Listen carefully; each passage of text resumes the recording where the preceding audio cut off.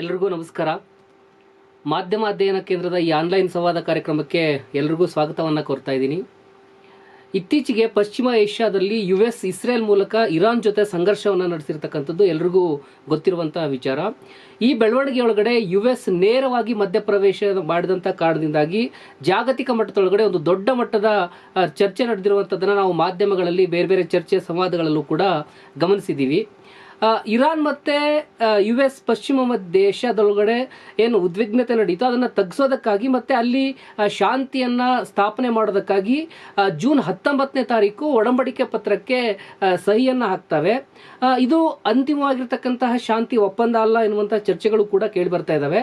ಆದರೆ ಮುಂದಿನ ದಿನಗಳಲ್ಲಿ ಇದು ಒಂದು ಅಂತಿಮವಾಗಿರ್ತಕ್ಕಂತಹ ಒಪ್ಪಂದಕ್ಕೆ ದಾರಿ ಮಾಡಿಕೊಡುವಂತ ಒಂದು ಚೌಕಟ್ಟಾಗುವಂತಹ ಸಾಧ್ಯತೆ ಇದೆ ಎನ್ನುವಂತ ಮಾತುಗಳು ಕೂಡ ಕೇಳಿ ಬರ್ತಾ ಇದ್ದಾವೆ. ಹಾಗಾದ್ರೆ ಈ MOU ಅಥವಾ ಒಡಂಬಡಿಕೆ ಪತ್ರದೊಳಗಡೆ ಏನಿದೆ, ಇದರ ಪ್ರಮುಖ ಅಂಶಗಳು ಏನಾಗಿದ್ದಾವೆ, ಇದು ನಿಜವಾಗಿಯೂ ಮಧ್ಯಪ್ರಾಚ್ಯದೊಳಗಡೆ ಶಾಶ್ವತ ಶಾಂತಿಗೆ ಅವಕಾಶವನ್ನ ಮಾಡಿಕೊಡುತ್ತಾ ಅಥವಾ ಇದು ತಾತ್ಕಾಲಿಕವಾಗಿ ರಾಜತಾಂತ್ರಿಕ ಪ್ರಯತ್ನನ?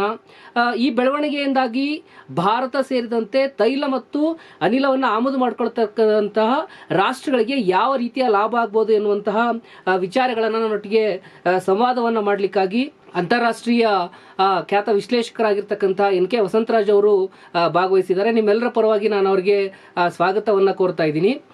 ವಸಂತರಾಜ್ ಅವರೇ, ಇರಾನ್ ತೋರಿಸಿದಂಥ ಪ್ರತಿಕ್ರಿಯೆಗೆ ಜಾಗತಿಕವಾಗಿ ವ್ಯಾಪಕವಾಗಿರ್ತಕ್ಕಂಥ ಶ್ಲಾಘನೆ ವ್ಯಕ್ತ ಆಗಿದೆ. ಬಹಳಷ್ಟು ಜನ ಇರಾನ್ನ ಪ್ರತಿಕ್ರಿಯೆಯನ್ನು ಕೊಂಡಾಡಿದ್ದಾರೆ. ಇಲ್ಲಿ US ಮತ್ತೆ ಇರಾನ್ ಸರ್ಕಾರಗಳ ನಡುವೆ ದೀರ್ಘಕಾಲದ ಮಾತುಕತೆ ನಡೆಯುತ್ತೆ, ಹಲವಾರು ಸುತ್ತುಗಳ ಮಾತುಕತೆ ನಡೆಯುತ್ತೆ. ಕೊನೆಗೆ ಬಹಳಷ್ಟು ಚೌಕಾಶಿಗಳನ್ನು ಕೂಡ ಮಾಡ್ತಾರೆ. ಅಲ್ಲಿ ಅಂತಿಮವಾಗಿ ಪಶ್ಚಿಮ ಏಷ್ಯಾದೊಳಗಡೆ ಯುದ್ಧವನ್ನು ನಿಲ್ಲಿಸಬೇಕು ಮತ್ತು ಶಾಂತಿ ಸ್ಥಾಪನೆಯನ್ನ ಮಾಡಬೇಕು ಅನ್ನೋ ಕಾರಣಕ್ಕೋಸ್ಕರ ಒಂದು ಒಡಂಬಡಿಕೆ ಪತ್ರವನ್ನ ಅಂತಿಮಗೊಳಿಸ್ತಾರೆ. ಆದರೆ ಇದು ಒಪ್ಪಂದ ಅಲ್ಲ.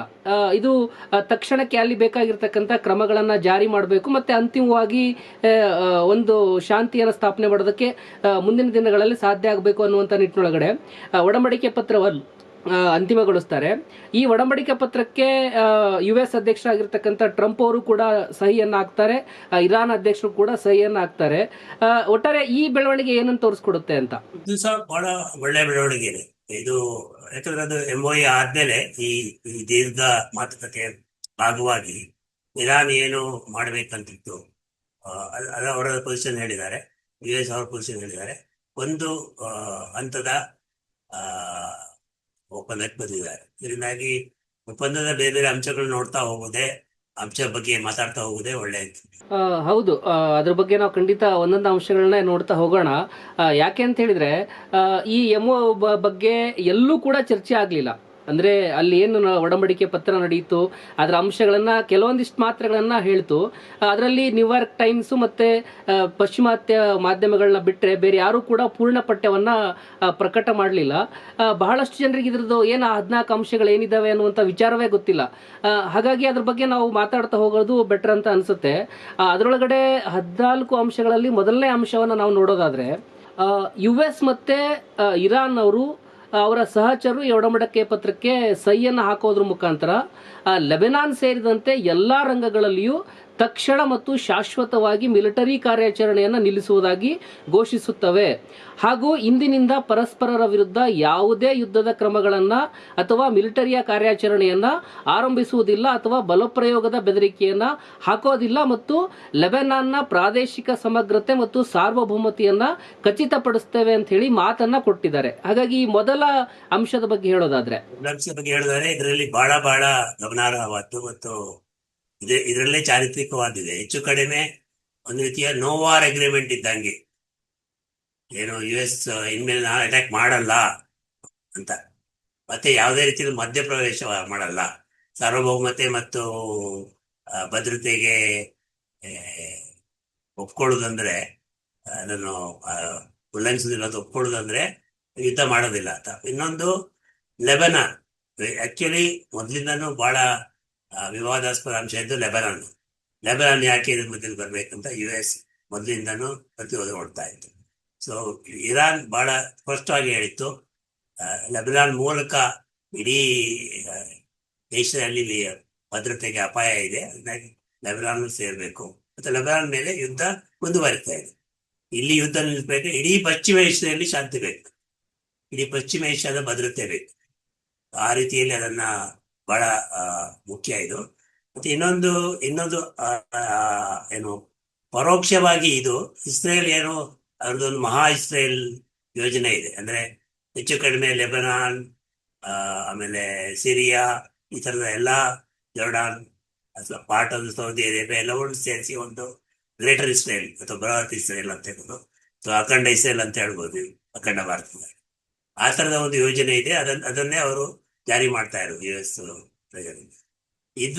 ಇದ್ರ ಮೂಲಕ ಒಂದು ರೀತಿಯಲ್ಲಿ ಇದನ್ನ ಇಡೀ ಏನು ಆ ಯೋಜನೆಯನ್ನ ಒಂದು ರೀತಿಯಲ್ಲಿ ಇದು ಮಾಡಿದಾಗೆ, ಏನೋ ಒಂದು ರೀತಿಯಲ್ಲಿ ಬ್ಯಾನ್ ಮಾಡಿದಾಗ, ನಿಷೇಧ ಮಾಡಿದಾಗ ಹಾಳಾಗಿಲ್ಲ. ಮತ್ತೆ ಇಲ್ಲಿ ಇನ್ನೊಂದು ಶಬ್ದ ಬಹಳ ಇಂಪಾರ್ಟೆಂಟ್. ಅವರ ಸಹಚರರು ಸೇರಿ,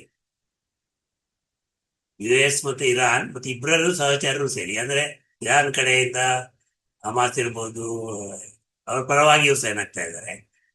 ಇಸ್ರೇಲ್ ಪರವಾಗಿ US ಸೈನ್ ಆಗ್ತದೆ. ಮತ್ತೆ US ಸಹಚರ ಅಂದ್ರೆ ಅಲ್ಲಿ ಇರುವ ಈಗಿನ ಎಲ್ಲಾ ಏನು ಶೇಖ್ಗಳಿದ್ದಾರೆ, ಪಶ್ಚಿಮ ಏಷ್ಯಾದ ಸರ್ಕಾರಗಳಿದ್ದಾವೆ, ಈಗಿನ ಅರ್ಥದಲ್ಲಿ ಅವ್ರು ಸಹಚಾರ. ಯಾಕಂದ್ರೆ ಅವ್ರ ಹತ್ರ ಮಿಲಿಟರಿ ಒಪ್ಪಂದ ಇದೆ, ಮಿಲಿಟರಿ ನೆಲೆ ಇದೆ. ಅವರೆಲ್ಲರೂ ಇದ್ರ ಬದ್ಧವಾಗಿರ್ಬೇಕು. ಅಂದ್ರೆ ನಾಳೆ ಬೇರೆ ಯಾರೋ ದಾಳಿ ಮಾಡ್ತಾರೆ. ಆ ರೀತಿ ಪಶ್ಚಿಮ ಏಷ್ಯಾದ ಒಂದು ಸಮಗ್ರ ಶಾಂತಿಗೆ ಇದು ಬಹಳ ಇಂಪಾರ್ಟೆಂಟ್. ಮತ್ತೆ ಇನ್ನೊಂದು ಕೊನೆಯ ಪಾಯಿಂಟ್ ಇರೋದು, ಈ ಇಡೀ 14 ಅಂಶದಲ್ಲಿ 14ನೇ ಅಂಶ ಏನ್ ಹೇಳ್ತಾ ಇರೋದಂದ್ರೆ, ಈ ಒಂದು ಫೈನಲ್ ಒಪ್ಪಂದ ಆದ್ಮೇಲೆ ಅದನ್ನ ವಿಶ್ವಸಂಸ್ಥೆಯ ಭದ್ರತಾ ಸಮಿತಿ ರೆಟಿಫೈ ಮಾಡಬೇಕು. ರೀತಿ ಅದು ಅಂತಾರಾಷ್ಟ್ರೀಯ ಲಾ ಆದಾಗ. ಸೊ ಆ ದೃಷ್ಟಿಯಿಂದ ನೋಡಿದಾಗ ಇದು ಹೆಚ್ಚು ಕಡಿಮೆ ನೋ ವಾರ್ ಪ್ಯಾಕ್ಟ್. ಮತ್ತು ಪಶ್ಚಿಮ ಏಷ್ಯಾದಲ್ಲಿ ಯಾರ ಮೇಲೆ ಯುದ್ಧ ಮಾಡಂಗಿಲ್ಲ ತರ US ಸಹಚಾರರು, ಇರಾನ್ ಸಹಚಾರರು ಇಬ್ರು ಮಾಡ್ತಾ ಇದ್ದಾರೆ. ಮತ್ತೆ ಲೆಬನಾನ್ ಸೇರಿಸಿ. ಸೊ ಆ ಅರ್ಥದಲ್ಲಿ ಬಹಳ ಗಮನಾರ್ಹ. ಮತ್ತೆ 2ನೇ 3ನೇ ಪಾಯಿಂಟ್ ಅದಕ್ಕೆ ನೇರವಾಗಿ ಡೈರೆಕ್ಟ್ ಇದೆ, ಅದನ್ನ ಹೇಳ್ಬಿಡ್ತೀವಿ. 4ನೇ ಪಾಯಿಂಟ್ ಹೋಗ್ಬೋದು.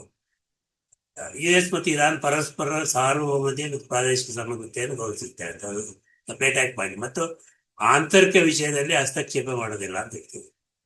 ಪ್ರಾದೇಶಿಕ ಸಮಗ್ರತೆ ಮತ್ತು ಸಾರ್ವಭೌಮತೆ ಗೌರವಿಸು ಅಂದ್ರೆ ಅದನ್ನು ಸೇರುತ್ತೆ ಯಾವಾಗ, ಬಟ್ ಅದನ್ನು ಸ್ಪೆಸಿಫಿಕ್ ಆಗಿ ಹೇಳಿದೆ. ಅಂದ್ರೆ ನಿಮ್ಗೆ ಗೊತ್ತಿರ್ಬೇಕು, ಹಾಗೆ ಹೇಳೋದು ಮತ್ಬಿಟ್ಟು, ಈ ಫೆಬ್ರವರಿ ಯುದ್ಧದ ಮೊದಲು ಅಲ್ಲಿ ಇರಾನ್ನಲ್ಲಿ ಖಂಡಿತ ಅಲ್ಲಿ ಸರ್ಕಾರದ ವಿರುದ್ಧ ಪ್ರೊಟೆಸ್ಟ್ ನಡೀತಾ ಇತ್ತು, ಇದೆ. ಬಟ್ ಆ ಜನವರಿಯಲ್ಲಿ ಆಂತರಿಕವಾಗಿ ದಂಗೆ ಎಬ್ಬಿಸ್ಲಿಕ್ಕೆ CIA ಮತ್ತು ಮೊಸಾದ್, ಇಸ್ರೇಲ್ ಮತ್ತು US ನ ಏನು ಸ್ಪೈ ಏಜೆನ್ಸಿ ಇದ್ದಾರೆ, ಅವು ಪ್ರಯತ್ನ ಮಾಡಿತ್ತು, ಮಧ್ಯೆ ಪ್ರವೇಶಿಸಿತ್ತು. ಮತ್ತೆ ಆವಾಗ ನಿಜವಾಗ್ಲೂ ಏನು ದಂಗೆಗೆ ಕಿಡಿಯಾದ್ದೇನಂದ್ರೆ, ಇರಾನ್ನ ಏನು ಅವರ ಇದಿದೆ, ರಿಯಾಲ್ ಇದೆ, ಅದರ ವ್ಯಾಲ್ಯೂ ಸಡನ್ ಆಗಿ ಸಿಕ್ಕಾಪಟ್ಟೆ ಡೌನ್ ಆಯ್ತು. 90% ಡೌನ್ ಆಗಿತ್ತು. ಅದನ್ನು ಇವರು ಆರ್ಟಿಫಿಷಿಯಲ್ ಆಗಿ ಮಾರ್ಕೆಟ್ ನಲ್ಲಿ ಮ್ಯಾನಿಪುಲೇಷನ್ ಮಾಡಿದ್ರು ಅಂತ ಇದೆ. ಸೊ ಆ ರೀತಿ ಯಾವುದೇ ರೀತಿಯಲ್ಲಿ ಆಂತರಿಕ ವಿಷಯದಲ್ಲಿ ಹಸ್ತಕ್ಷೇಪ ಮಾಡಬಾರದು ಅಂತ ಒಪ್ಕೊಂಡ. ಮತ್ತೆ ಇನ್ನೊಂದು ತಿಳ್ಕೋಬೇಕು, ಇದು ಫೈನಲ್ ಒಪ್ಪಂದ ಅಲ್ಲದಿದ್ದ ಈ 60 ದಿನಕ್ಕೆ ಇದು ಕಮಿಟ್ಮೆಂಟ್ ಇಬ್ಬರ ಕಡೆಯಿಂದ. 4ನೇ ಅಂಶ ನೋಡೋದಾದ್ರೆ, ಒಡಂಬಡಿಕೆ ಪತ್ರ ಸಹಿ ಹಾಕಿದ ಕೂಡಲೇ ಇರಾನ್ ವಿರುದ್ಧ US ವಿಧಿಸಿದಂತಹ ನೌಕಾ ದಿಗ್ಬಂಧನ ಮತ್ತು ಅಡೆತಡೆಗಳನ್ನ ಅಥವಾ ತೊಡಕುಗಳನ್ನ ತೆರವು ಮಾಡಲು ಆರಂಭಿಸಿ 30 ದಿನಗಳ ಒಳಗೆ ಪೂರ್ಣವಾಗಿ ತೆರವು ಮಾಡುತ್ತದೆ.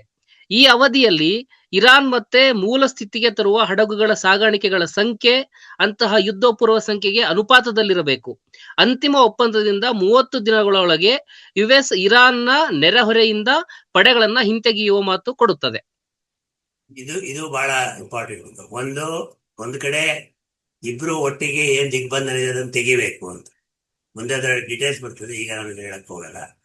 ಬಟ್ ಅದಕ್ಕೆ ಇರಾನ್ ಕಡೆಯಿಂದ ಏನ್ ಅವ್ರದ್ದು ವಾಟರ್ ಮೈನ್, ಜಲಸ್ಫೋಟಕ ಅವಿರ್ತವೆ. ಮತ್ತೆ ಬೇರೆ ಬೇರೆ ಏನ್ ವ್ಯವಸ್ಥೆ ಇದೆ, ಮಿಲಿಟರಿ ಆಗಿ ಅವರು ಜಲಸಂಧಿಯಲ್ಲಿ ಇದು ಮಾಡಕ್ಕೆ ಓಪನ್ ಮಾಡಕ್ ಮಾಡಿದ್ರು, ಅದನ್ನೆಲ್ಲ ತೆಗಿಯಕ್ಕೆ ಟೈಮ್ ಆಗುತ್ತೆ, ಒಂದು 30 ದಿನ ಆಗುತ್ತೆ. ಅದೇ ರೀತಿ US ಅವರ ಎಲ್ಲ ಏನು ಯುದ್ಧ ಹಡಗುಗಳಲ್ಲಿ ಮೂವ್ ಮಾಡಿದ್ರು ಅದನ್ನ ಹಿಂತಕೋಬೇಕು ಎಲ್ಲ ರೀತಿಯಲ್ಲಿ. ಅದಕ್ಕೆ 30 ದಿನ ಕೊಟ್ಟಿದ್ದಾರೆ.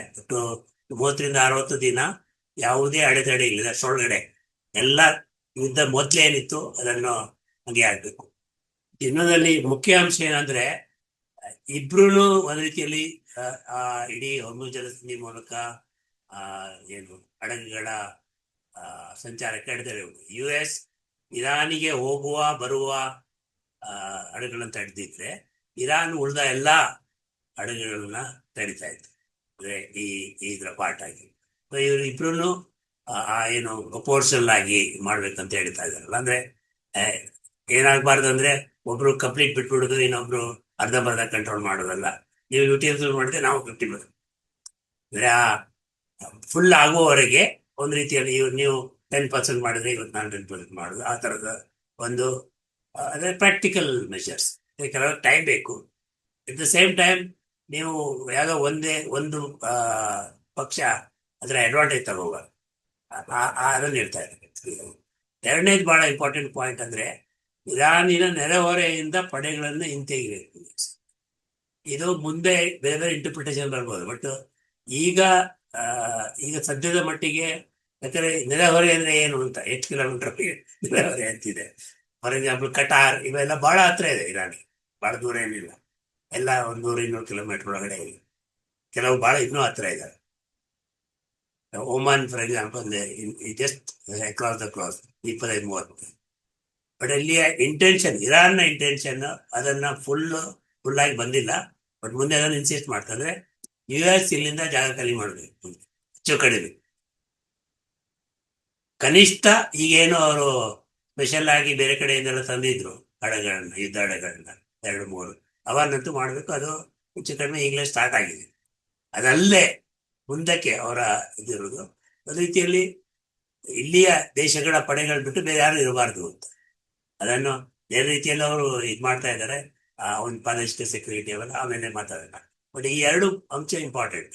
ಒಂದು, ಇಬ್ರು ಒಟ್ಟಿಗೆ ತೆಗಿಬೇಕು, ಮತ್ತು ಅದನ್ನ ನೀವು ಈಗಾಗಲೇ ನೋಡಿರ್ಬೇಕು, ಹೆಚ್ಚು ಕಡಿಮೆ ಶುರುವಾಗಿದೆ. ಬಟ್ ಆದ್ರೂ ಭಾರಿ ಸ್ಪೀಡ್ ಏನು ಹೋಗ್ತಾ ಇಲ್ಲ. 30-60 ದಿನದೊಳಗಡೆ 30 ದಿನದೊಳಗಡೆ ಕಂಪ್ಲೀಟ್ ಆಗಿ ತೆರವು ಮಾಡ್ಬೇಕು ಇಬ್ರು. ಸೊ ಅದು ಆ ಅಂಶ ಅಂದ್ರೆ ಅದು ಗ್ರಾಜುವಲ್ ಆಗಿ ಆಗ್ಬೇಕು, ಬಟ್ ಪ್ರಪೋಸಲ್ ಆಗ್ಬೇಕು ಅಂತ ಒಂದು. ಇರಾನ್ ನೆರವಿಂದ ಪಡೆಗಳು ಅಂದ್ರೆ ಯಾವುದೇ ರೀತಿಯ ಬೆದರಿಕೆ ಇರಬಾರ್ದು. ನೀವು ಹಿಂತೆಗೆದು ಕೂಡ ದಾಳಿ ಮಾಡಿದ್ರೆ, ಉದಾಹರಣೆಗೆ ಇರಾನ್ ಎಲ್ಲ ಏನಂತ ವಾಟರ್ ಮೈನ್ಸ್ ಅವೆಲ್ಲ ತೆಗೆದು ಇಮಿಡಿಯೇಟ್ ಆಗಿ ಇವರು ನುಗ್ಸೋದು ಅಥವಾ ಯುದ್ಧ ಹಡಗನೆ ಬರೋದು, ಈ ಥರದ್ದು ಆಗ್ಬಾರ್ದು ಅಂತ. ಸೊ ಅದರಿಂದಾಗಿ ಅವರು ಇರಾನ್ ನೆರಹೊರೆ ಪಡೆಗಳನ್ನು ಹಿಂತೆಗೆಯುವ ಮಾತು ಕೊಡುತ್ತೇವೆ. ಇಲ್ಲಿ ಹೇಳ್ಬೇಕು, ಮಾತು ಕೊಡುತ್ತೆ ಇಂಥವೆಲ್ಲ ಇಂಗ್ಲಿಷಲ್ಲಿ ಅದು ಏನು ಕಮಿಟ್ಸ್ ಟು, ಅದೇ ಆಲ್ಮೋಸ್ಟ್ ಲೀಗಲ್ ಶಬ್ದ. ಸುಮ್ಮನೆ ಮಾತು ಕೊಡೋದು ಅಂದ್ರೆ ಕನ್ನಡದಲ್ಲಿ ಮಾತು ಕೊಡೋದು ಆ ಥರ ಶಪಥ ಮಾಡೋದಾಗಿ ಪ್ಲೆಡ್ಜ್. ಓಕೆ, 5ನೇ ಅಂಶ ತುಂಬಾ ಇಂಟ್ರೆಸ್ಟಿಂಗ್ ಆಗಿದೆ. ಒಡಂಬಡಿಕೆ ಪತ್ರಕ್ಕೆ ಸಹಿ ಹಾಕಿದ ನಂತರ ಪರ್ಷಿಯನ್ ಕೊಲ್ಲಿಯಿಂದ ಓಮನ್ ಸಮುದ್ರದವರೆಗೆ ಮತ್ತು ಓಮನ್ ಸಮುದ್ರದಿಂದ ಪರ್ಷಿಯನ್ ಕೊಲ್ಲಿಯವರೆಗೆ ಸಾಗಾಣಿಕೆಯಲ್ಲಿ ವಾಣಿಜ್ಯ ಹಡಗುಗಳು 60 ದಿನಗಳವರೆಗೆ ಮಾತ್ರ ಯಾವುದೇ ಶುಲ್ಕವಿಲ್ಲದೆ ಸುರಕ್ಷಿತವಾಗಿ ಹಾದು ಹೋಗಲು ಇರಾನ್ ಎಲ್ಲ ಪ್ರಯತ್ನಗಳನ್ನು ಮಾಡುತ್ತದೆ. ವಾಣಿಜ್ಯ ಹಡಗುಗಳು ಸಾಗಾಣಿಕೆಗಳು ತಕ್ಷಣವೇ ಆರಂಭವಾಗಿ ಮತ್ತು ತಾಂತ್ರಿಕ ಹಾಗೂ ಮಿಲಿಟರಿ ತೊಡಕುಗಳನ್ನು ನಿವಾರಿಸುವ ಮತ್ತು ಮೈನ್ಗಳನ್ನು ತೆಗೆಯುವ ಸಮಯವನ್ನು ಪರಿಗಣಿಸಿ 30 ದಿನಗಳೊಳಗೆ ಸಾಗಾಣಿಕೆಗೆ ಹಿಂದಿನ ಸ್ಥಿತಿಗೆ ಬರಬೇಕು. ಪರ್ಷಿಯನ್ ಕೊಲ್ಲಿಯ ಕಡಲ ತೀರದ ದೇಶಗಳು ಮತ್ತು ಓಮನ್ ಜೊತೆ ಚರ್ಚಿಸಿದ ಇರಾನ್ ಇದಕ್ಕೆ ಅನ್ವಯವಾಗುವ ಅಂತಾರಾಷ್ಟ್ರೀಯ ಕಾನೂನುಗಳು ಮತ್ತು ಕಡಲ ತೀರದ ದೇಶಗಳ ಸಾರ್ವಭೌಮ ಹಕ್ಕುಗಳನ್ನು ಪರಿಗಣಿಸಿ ಹೋರ್ಮಜ್ ಜಲಸಂಧಿಯ ಭವಿಷ್ಯದ ಜಲಸಾರಿಗೆ ಸೇವೆ ಮತ್ತು ಸಾಗಾಣಿಕೆಯ ನಿರ್ವಹಣೆಯನ್ನು ರೂಪಿಸಬೇಕು ಎನ್ನುವಂಥ ಅಂಶ ಇದರೊಳಗಡೆ ಇದೆ. ಇದು ಯಾವುದ್ರ ಮೇಲೆ ಫೋಕಸ್ ಮಾಡುತ್ತೆ ಅಂತ ಬಹಳ ಇಂಟ್ರೆಸ್ಟಿಂಗ್. ಅಂದ್ರೆ ಇಲ್ಲೇ ಇನ್ಫ್ಯಾಕ್ಟ್ ಮುಂದೇನು ಬಹುಶಃ ಅಗ್ರಿಮೆಂಟ್ ಅಲ್ಲಿ ಬಹಳಷ್ಟು ಚರ್ಚೆ ಆಗೋ ವಿಷಯ. ಈಗ್ಲೇನೆ ಪಬ್ಲಿಕ್ ಆಗಿ ಅವರು ಇಲ್ಲ ಅಂತ ಹೇಳ್ತಾ ಇದ್ದಾರೆ. ಟ್ರಂಪ್ ಇಲ್ಲ, ನಾವು ಒಪ್ಕೊಂಡಿಲ್ಲ. ಬಟ್ ಇಲ್ಲಿಯ ಅಗ್ರಿಮೆಂಟ್ ಪ್ರಕಾರ 60 ದಿನದವರೆಗೆ ಶುಲ್ಕ ವಿಧಿಸದೆ ಮಾಡ್ತೀವಿ ಅಂತ ಇರಾನ್ ಹೇಳಿದೆ. ಅದರ ನಂತರ ಒಂದು ಅರೇಂಜ್ಮೆಂಟ್ ಆಗುತ್ತೆ, ಅದು ಏನೋ ಅಂತಾರಾಷ್ಟ್ರೀಯ ಕಾನೂನು ಪ್ರಕಾರ ಆಗುತ್ತೆ. ಮತ್ತೆ ಒಮಾನ್ ಇನ್ನೊಂದು ಕಡೆ ಇರುವ ಏನು ದೇಶ ಇದೆ, ಮತ್ತು ಅಲ್ಲಿ ಎಲ್ಲಾ ದೇಶಗಳನ್ನ ಸೇರಿಸಿ ಮಾತುಕತೆ ಮಾಡಿ ಒಂದು ಒಪ್ಪಂದಕ್ಕೆ ಬರ್ತೇವೆ. ನಾವು ಶುಲ್ಕ ವಿಧಿಸುವುದಿಲ್ಲ ಅಂತ ಹೇಳಲ್ಲ, ಇನ್ಫ್ಯಾಕ್ಟ್ ನಾವು ಶುಲ್ಕ ವಿಧಿಸ್ತೇವೆ ಅಂತ ಹೇಳ್ತಾ ಇದ್ದಾರೆ. ನಾವು ಆ ಕೆಲಸ ಮಾಡ್ಬೇಕಾಗುತ್ತೆ, ಅದಕ್ಕೆ ಸೆಕ್ಯೂರಿಟಿ ಕೊಡಬೇಕು, ಎನ್ವೈರನ್ಮೆಂಟ್ ಇದು ಕೊಡಬೇಕು, ಅದನ್ನ ಮ್ಯಾನೇಜ್ ಮಾಡಬೇಕು. ಯಾಕಂದ್ರೆ ಅಲ್ಲಿ ಏನು ಆ ಮ್ಯಾನೇಜ್ಮೆಂಟ್ ಇಲ್ಲದಿದ್ರೆ ಅದಕ್ಕೊಂದು ಡಿಕ್ಕಿ ಹೊಡಿಬೋದು, ಆ ಥರದ ಪರಿಸ್ಥಿತಿ ಇರ್ತದೆ. ಸೊ ಅದನ್ನು ಮಾಡಬೇಕು. ಮತ್ತು ಅದೇ 60 ದಿನದ ನಂತರ ಕೌಲ್ ಹಾಕಬಹುದು ಅಂತ ಪ್ರಶ್ನೆ ಅದು. ಇದೆಲ್ಲ ಇದು ಕಾರಣ ಇರಾನ್ ಆಗ್ಲೇ ಯಾವತ್ತೂ ಟೋಲ್ ಹಾಕಲ್ಲ ಅಂತ ಒಪ್ಕೊಂಡಿದೆ ಅಂತ ಇದು ಬಹಳ ಸ್ಪಷ್ಟವಾಗಿದೆ ಇದು. ಮತ್ತೆ ಹೊರ್ಮುಜ್ ಸಂಧಿಯನ್ನು ಕಂಪ್ಲೀಟ್ ಮೊದಲಿನ ತರ ಫ್ರೀ ಫಾರ್ ಆಲ್ ಇರಬೇಕು ಅಂತ ಇಲ್ಲ, ಅದು ಸಹ ಇಲ್ಲ. ಮತ್ತೆ ಅಂತಾರಾಷ್ಟ್ರೀಯ ಕಾನೂನು ಪ್ರಕಾರನು ಆ, ಹಿಂದೆನೂ ನಾವು ಮಾತಾಡಿದೆ ಇದ್ರ ಬಗ್ಗೆ. ಯಾವುದೇ ದೇಶದಲ್ಲಿ ಇಡೀ ಜಗತ್ತಲ್ಲಿ 14 ನಾಟಿಕಲ್ ಮೈಲ್ಸ್ ಅಂತಾರೆ, ಅದು ಸ್ವಲ್ಪ ಮೈಲ್ಗಿಂತ ಹೆಚ್ಚು ಕಡಿಮೆ ಇರ್ತದೆ. 14 ನಾಟಿಕಲ್ ಮೈಲ್ಸ್ ವರೆಗೆ ಆಯಾ ದೇಶದ ಸಾರ್ವಭೌಮ ಪ್ರದೇಶ ಅಂತ. ಈಗ ಉದಾಹರಣೆಗೆ ಮುಂಬೈಯಿಂದ 14 ಕಿಲೋಮೀಟರ್ ವರೆಗೆ ಬೇರೆ ಯಾವುದೇ ಬರ್ಬೇಕಾದ್ರೆ ಪರ್ಮಿಷನ್ ತಗೊಳ್ಳಿ, ನಮ್ಮದೇ ಆ, ನೀರು ಅಂತ. ಆ ರೀತಿ ನೀವು ಇದಕ್ಕೆ ಬಂದ್ರೆ ಅದು ಒಟ್ಟು ಇರೋದೇ 25 ಕಿಲೋಮೀಟರ್ ಮೈಲ್. ಅದು ಒಮಾನ್ ಆ ಜಲಸಂಧಿ ಏನಿದೆ ಅದು ನ್ಯಾರೋಸ್ ಪಾಯಿಂಟ್ ಅಲ್ಲಿ ಒಮಾನ್ ಮತ್ತು ಎರಡರದ್ದು ಸಾರ್ವಭೌಮ ಪ್ರದೇಶಕ್ಕೆ ಬರುತ್ತದೆ. ಅದರಿಂದಾಗಿ ಇದೇ ಅಂತಾರಾಷ್ಟ್ರೀಯ ಕಾನೂನಿನ ವಿರುದ್ಧ ಅಲ್ಲ. ಇವ್ರು ಹೇಳ್ತಾ ಇದ್ದಾರೆ ಮೊದಲಿತ್ತು ಹಾಗೆ, ಈಗ ಮೊದಲಿತ್ತು ಬೇರೆ. ಮತ್ತೆ ಉದಾಹರಣೆ ಮಲಕ್ಕಾ ರೈಟ್ಸ್ ಅಲ್ಲಿ ಆ ರೀತಿ ಫೀಸ್ ಇದೆ, ಪನಾಮಾದಲ್ಲಿ ಫೀಸ್ ಇದೆ, ಸುರೇಶ್ ಕ್ಯಾನಲ್ ಫೀಸ್ ಇದೆ. ಸೊ ಅದೇನು ಹೊಸ್ತೇನಲ್ಲ. ಸೊ ಇದು ಇನ್ನೊಂದು ಇಂಪಾರ್ಟೆಂಟ್ ಪಾಯಿಂಟ್ ಏನಂದ್ರೆ, ಇದು ಆಕ್ಚುಲಿ USA ವಾರ್ ಮಾಡಿ ಉಳಿದದೆಲ್ಲ ಯಾವುದೇ ಅದರ ಅಬ್ಜೆಕ್ಟಿವ್ ಅಚೀವ್ ಆಗಿದೆ. ಇದೊಂದು ಇರಾನಿಗೆ ಪ್ಲಸ್ ಆಕ್ಚುಲಿ. ಹೊರ್ಮುಜ್ ಜಲಸಂಧಿ ಓಪನ್ ಇತ್ತು, ಈಗ ಇರಾನ್ ಕಂಟ್ರೋಲ್ ಬಂದಿದೆ. ಮುಂದೆ ಯಾವುದೇ ಒಂದು ರೀತಿ ಅಟಾಮಿಕ್ ವೆಪನ್ ಬೇಕಾಗಿಲ್ಲ ಇರಾನ್ಗೆ, ಇದೇ ಅದರ ಅಟಾಮಿಕ್. ಇಡೀ ದೇಶದ ಇಡೀ ಜಗತ್ತಲ್ಲಿ ಹಂಗೆ ಹೇಳ್ತಾ ಇದ್ದಾರೆ. ಸೊ ಈ ಈ ಈ ಅಂಶದಲ್ಲಿ ಬಹಳ ಸ್ಪಷ್ಟವಾಗಿದೆ ಇದಿಷ್ಟೇ ಅಂತ. 4 ಮತ್ತು 5 ಒಟ್ಟಿಗೆ ತಗೊಂಡ್ರೆ ನಿಮಗೆ 60 ಸಿಂಪಲ್ ಆಗಿ ಹೇಳಿದ್ರೆ 60 ಯುದ್ಧರಿಗೆ ಶುಲ್ಕ ವಿಧಿಸದೆ ಬಿಡಬೇಕು, ಎಲ್ಲ ಪ್ರಯತ್ನ ಮಾಡಬೇಕು. ಅದರ ನಂತರ ಒಂದು ಅರೇಂಜ್ಮೆಂಟ್ ಆಗುತ್ತೆ. ಅದರಲ್ಲಿ US ಗೆ ಏನು ರೋಲ್ ಇಲ್ಲ, ಅದನ್ನು ನೋಡ್ಕೊಳ್ಬೇಕು. ಒಮಾನ್, ಇರಾನ್ ಮತ್ತು ಆ ಕೊಲ್ಲಿ ಕರಾವಳಿ ದೇಶಗಳಿದ್ದಾರೆ, ಲಿಟ್ರಲ್ ಸ್ಟೇಟ್ಸ್ ಅಂತಾರೆ, ಆ ಕೊಲ್ಲಿಯ ಕರಾವಳಿ ದೇಶಗಳಿದ್ದಾರೆ, ಅವರೆಲ್ಲರ ಜೊತೆ ಮಾತಾಡಿ ಏಕಪಕ್ಷೀಯವಾಗಿ ಮಾಡಲ್ಲ. ಅದರ ಒಂದು ಒಂದು ವ್ಯವಸ್ಥಿತವಾಗಿ ಅದು ಹೋಗುವ ಹಾಗೆ ಮಾಡ್ತಾರೆ. ಮತ್ತೆ ಅದರರ್ಥ ಶುಲ್ಕ ವಿಧಿಸುವಾಗಲೂ ಅಷ್ಟೇ, ಅದು ಎಷ್ಟು ಏನು ಇರಬೇಕು, ಯಾರಿಗೆ ಹೋಗ್ಬೇಕು, ಅದು ಬಹುಶಃ ಅದನ್ನ ಶೇರ್ ಆಗುತ್ತೆ. ಸೊ ಅವೆಲ್ಲೆಲ್ಲ ಅವರು ಓಪನ್ ಇಟ್ಟಿದ್ದಾರೆ ಮುಂದಕ್ಕೆ. ಬಟ್ US ನಿಮ್ಗೇನು ನೋಡಲಿಲ್ಲ, ನೀವು ಯಾಕೆ ಮಾಡಿ ಅಂತ ಬಹಳ ಸ್ಪಷ್ಟವಾಗಿ ಇರುತ್ತೆ. ನಮ್ಮ ಮಿಲಿಟರಿನಲ್ಲೂ ಇಲ್ಲಿ ಬೇಕಾಗಿಲ್ಲ ಅಂತ, ಯಾಕಂದ್ರೆ ಯಾರಿಗೆ ಯಾರು ಭದ್ರತೆ ಕೊಡಬೇಕಾಗಿಲ್ಲ, ಇದು ನಾವು ನಮ್ಮನ್ನು ನೋಡ್ಕೊಳ್ತೀವಿ. ಅದು ಬಹಳ ಇಂಪಾರ್ಟೆಂಟ್ ಪಾಯಿಂಟ್ ಮತ್ತು ಬಹಳ ಚಾರಿತ್ರಿಕ. ಒಂದು ಇಡೀ ಪ್ರದೇಶವನ್ನ US ಹೊರಗಡೆ ಹೋಗಿ ಅಂತ. ಮತ್ತೆ ಇದಕ್ಕೆ ಬರೀ ಇರಾನ್ ಈ ಮಿಲಿಟರಿಯಲ್ಲಿ ಗೆದ್ದಿರೋದ್ರಿಂದ ಫೋರ್ಸ್ ಮಾಡ್ತಾ ಇರೋದಲ್ಲ, ಈಗಿನ ಪರಿಸ್ಥಿತಿಯಲ್ಲಿ ಉಳಿದ ದೇಶಗಳಿಗೂ ಅದೇ ಅದೇ ತರ ಅನಿಸ್ತಾ ಇದೆ. ಈ US ಇದೆ ತಲೆನೋವಿಲ್ಲ. ಯಾಕಂದ್ರೆ ಇರಾನ್ ಕೊನೆ ಘಟ್ಟಗಳಲ್ಲಿ ಇಸ್ರೇಲ್ ಮೇಲೆ ಅಟ್ಯಾಕ್ ಮಾಡ್ತಿರ್ಲಿಲ್ಲ, ಅವರು US ನೆಲೆ ಮೇಲೆ ಅಟ್ಯಾಕ್ ಮಾಡ್ತಾ ಇದ್ದಾರೆ. ಅದು ಆಲ್ಮೋಸ್ಟ್ 50 to 60% ಎಲ್ಲ ನೆಲೆಗಳು ಯೂಸ್ ಮಾಡೋಕ್ಕಾಗಲ್ಲ, ಅನ್ಯೂಸಬಲ್ ಆಗ್ಬಿಟ್ಟಿದ್ದಾರೆ. ಮತ್ತೆ ಈ ಎಲ್ಲ ದೇಶಗಳಿಗೆ UAE ಇರ್ಬೋದು, ಸೌದಿ ಅರೇಬಿಯಾ ಗೊತ್ತಾಗಿದೆ US ನೆಲೆ ಇದೆ, ನಮ್ಗೆ ತಲೆನೋವಿಲ್ಲಿ, ಇರಾನ್ ಯಾವತ್ತೂ ಬಿಡಲ್ಲ ಅದನ್ನ. ಇಸ್ರೇಲ್ ಜೊತೆ ನಾವು ಕಾಂಪ್ರಮೈಸ್ ಮಾಡ್ಕೊಳಕ್ಕಾಗಲ್ಲ. ಈಗ ಜನರ ಮೇಲೆ ಇದರ ನಂತರ ಅದ್ರ ಜೊತೆಗೆ ನಾರ್ಮಲೈಸ್ ಮಾಡೋಕ್ಕಾಗಲ್ಲ. ಮತ್ತೆ ಇಸ್ರೇಲ್ ಒಂದೇ ಒಂದು ಹಾಟ್ಸ್ಪಾಟ್ ಆಗಿರ್ತದೆ ಅದು. ಬಟ್ ಇಸ್ರೇಲ್ ಯಾವುದೇ ರೀತಿಯಲ್ಲಿ ಉಳಿದ ಎಲ್ಲ ದೇಶಗಳು ಸೇರ್ತಿದೆ, ಅವರು ಯಾವುದೇ ರೀತಿಯಲ್ಲಿ ಬಾಲ ಬಿಚ್ಚಕ್ಕಾಗಲ್ಲ. ಈ 4-5 ಅಂಶದ ಮುಖ್ಯ ಪಾರ್ಟ್ ಅದು. ಮುಂದಕ್ಕೆ ಹೆಚ್ಚು ಕಡಿಮೆ ಒಂದು ರೀತಿ ಹೊಸ ವ್ಯವಸ್ಥೆ ಬರುತ್ತೆ ಐಡಿ. ಮತ್ತೆ ಪ್ರಾದೇಶಿಕ, ಅದನ್ನ ಇನ್ಫ್ಯಾಕ್ಟ್ ಎಲ್ಲರೂ ಹೇಳ್ತಾ ಇರೋದು ಮಲ್ಟಿಪೋಲಾರ್ ಪ್ರಾದೇಶಿಕ ಸೆಕ್ಯೂರಿಟಿ. ಪ್ರಾದೇಶಿಕ ಸೆಕ್ಯೂರಿಟಿ ಅಂದ್ರೆ ಇದಲ್ಲ, ಒಬ್ರು ಇಲ್ಲಿ ಮಿಲಿಟರಿ ಇಟ್ಕೊಂಡು ಒಬ್ರು ಇಲ್ಲಿ ಇಟ್ಕೊಂಡು ಒಬ್ರಿಗೊಬ್ರು ಎದುರಿಸುವುದಲ್ಲ, ಒಟ್ಟಾಗಿ ನಾವು ಇದಾಗಿರ್ಬೇಕು ಅಂತ. ಈಗ ಆರ್ಮಿ ಇರ್ಬೋದು, ಬಟ್ ಇನ್ ಜನರಲ್ ಆಲ್ಮೋಸ್ಟ್ ಎಲ್ಲರೂ ಒಂದು ರೀತಿ ನೋ ವಾರ್ ಅಗ್ರಿಮೆಂಟ್ ಮಾಡಿದ್ರು, ನಾವು ಯುದ್ಧ ಮಾಡಲ್ಲ. ಈಗ ಫಾರ್ ಎಕ್ಸಾಂಪಲ್ ಯುರೋಪ್ನ ಒಳಗಡೆ ನ್ಯಾಟೋ ಅಗ್ರಿಮೆಂಟ್ ಅಂದ್ರೆ ಏನು, ಅವರ ಒಳಗಡೆ ಯುದ್ಧ ಮಾಡಲ್ಲ ಅಂತ ತಾನೆ, ಬಟ್ ಬೇರೆಯವ್ರ ಮೇಲೆ ಯುದ್ಧ ಮಾಡಕ್ಕೆ ಆ ಬ್ಲಾಕ್ ಇದೆ. ಇಲ್ಲಿ ಹಾಗೆಲ್ಲ ಪ್ರಾದೇಶಿಕ ಸೆಕ್ಯೂರಿಟಿ ಅಂದ್ರೆ ರೀಜನಲ್ ಸೆಕ್ಯೂರಿಟಿ ಅಂದ್ರೆ ಇದ್ರ ಒಳಗಡೆ ನಾವು ಒಬ್ಬರ ಜೊತೆ ಒಬ್ರು ಯುದ್ಧ ಮಾಡಲ್ಲ, ಬೇಕಾಗಿಲ್ಲ. ಬೇರೆ ಇದರ ಬಗ್ಗೆ ಇರ್ಬೋದಿಲ್ಲ. ಬಟ್ ಇದು ಸದ್ಯಕ್ಕೆ ಈ ಅರೇಂಜ್ಮೆಂಟ್ ಯಾರ್ದ ಬೇರೆ ವಿರುದ್ಧನೂ ಅಲ್ಲ. ಬಟ್ ಇಸ್ರೇಲ್ ಅದರ ಇದಕ್ಕೆ ಒಪ್ಪುವುದರಿಂದ ಅದು ಇಸ್ರೇಲ್ ವಿರುದ್ಧ ಆಗತ್ತೆ ಹೆಚ್ಚು ಕಡಿಮೆ. ಸೊ ಅದು ಬಹಳ ಇಂಪಾರ್ಟೆಂಟ್ ಅಂಶ. ಓಕೆ, ಆರನೇ ಅಂಶವನ್ನು ನೋಡೋದಾದರೆ, ಇರಾನ್ನ ಪುನರ್ರಚನೆ ಮತ್ತು ಆರ್ಥಿಕ ಅಭಿವೃದ್ಧಿಗೆ ಪ್ರಾದೇಶಿಕ ಸಹಚರರ ಜೊತೆ ಸೇರಿ ಕನಿಷ್ಠ 300 ಶತಕೋಟಿ ಡಾಲರ್ಗಳ ಪರಸ್ಪರ ಒಪ್ಪಿಗೆಯ ನಿರ್ದಿಷ್ಟ ಯೋಜನೆಯನ್ನು ತಯಾರಿಸಲಾಗುವುದು ಎಂದು ಯುಎಸ್ ಮಾತು ಕೊಡುತ್ತದೆ. ಈ ಯೋಜನೆಯನ್ನು ಜಾರಿ ಮಾಡುವ ವಿಧಾನವನ್ನು 60 ದಿನದೊಳಗಾಗಿ ಅಂತಿಮಗೊಳಿಸುವ ಒಪ್ಪಂದದ ಭಾಗವಾಗಿ ನಿರ್ಣಯಿಸಲಾಗುವುದು. ಸಂಬಂಧಪಟ್ಟ ಹಣಕಾಸು ವ್ಯವಹಾರಗಳಿಗೆ ಬೇಕಾಗುವ ಲೈಸೆನ್ಸ್ಗಳು, ರಿಯಾಯಿತಿಗಳು ಮತ್ತು ಪರವಾನಗಿ ಇವುಗಳನ್ನು ಯುಎಸ್ ಕೊಡುವುದು. ಇದು ಇನ್ನೊಂದು ಅಂಶ. ಈ ಇರಾನ್ನ ಎಸ್ಟಿಮೇಟ್ ಅಂದ್ರೆ ಇಡೀ ಯುದ್ಧದಲ್ಲಿ 300 ಬಿಲಿಯನ್ ಡಾಲರ್ ನಷ್ಟ ಆಗಿದೆ. ಅದನ್ನು ತುಂಬಿಕೊಡ್ಬೇಕು ಯುಎಸ್. ಅದಕ್ಕೆ ಯುಎಸ್ ಏನ್ ಹೇಳೋದಂದ್ರೆ, ಏನು ಪ್ರಾದೇಶಿಕ ಸಹಚಾರ ಅಂದ್ರೆ ಈಗೇನು ಪಶ್ಚಿಮ ಏಷ್ಯಾ ದೇಶಗಳು ಅವರು ಅವರೆಲ್ಲ ಸೇರಿ ಮಾಡ್ತಾರೆ, ಅದನ್ನ ಒಪ್ಕೊಂಡಿದ್ದಾರೆ. ಬಹುಶಃ ಇದಕ್ಕಿಂತ ದೊಡ್ಡ ಏನು ಯುಎಸ್ಗೆ ಅವಮಾನಕರವಾದ ಅಂಶ ಯಾವುದೂ ಇಲ್ಲ. ಯುಎಸ್ ಯುದ್ಧ ಮಾಡಿ ಅದಕ್ಕೆ ದಂಡ ತೆರಳೋ ತರ. ಬಹುಶಃ ಇದು ಆಗಿರೋದು ಹಿಂದೆ 2 ಮಹಾಯುದ್ಧಗಳಲ್ಲಿ ಮಾತ್ರ. ಜರ್ಮನಿ 2 ಸತಿ ದಂಡ ತೆರಬೇಕಾಗಿ ಬಂತು. ಅದರ ನಂತರ ಬಹುಶಃ ಇದನ್ನೇ ಆಗಿದ್ದು.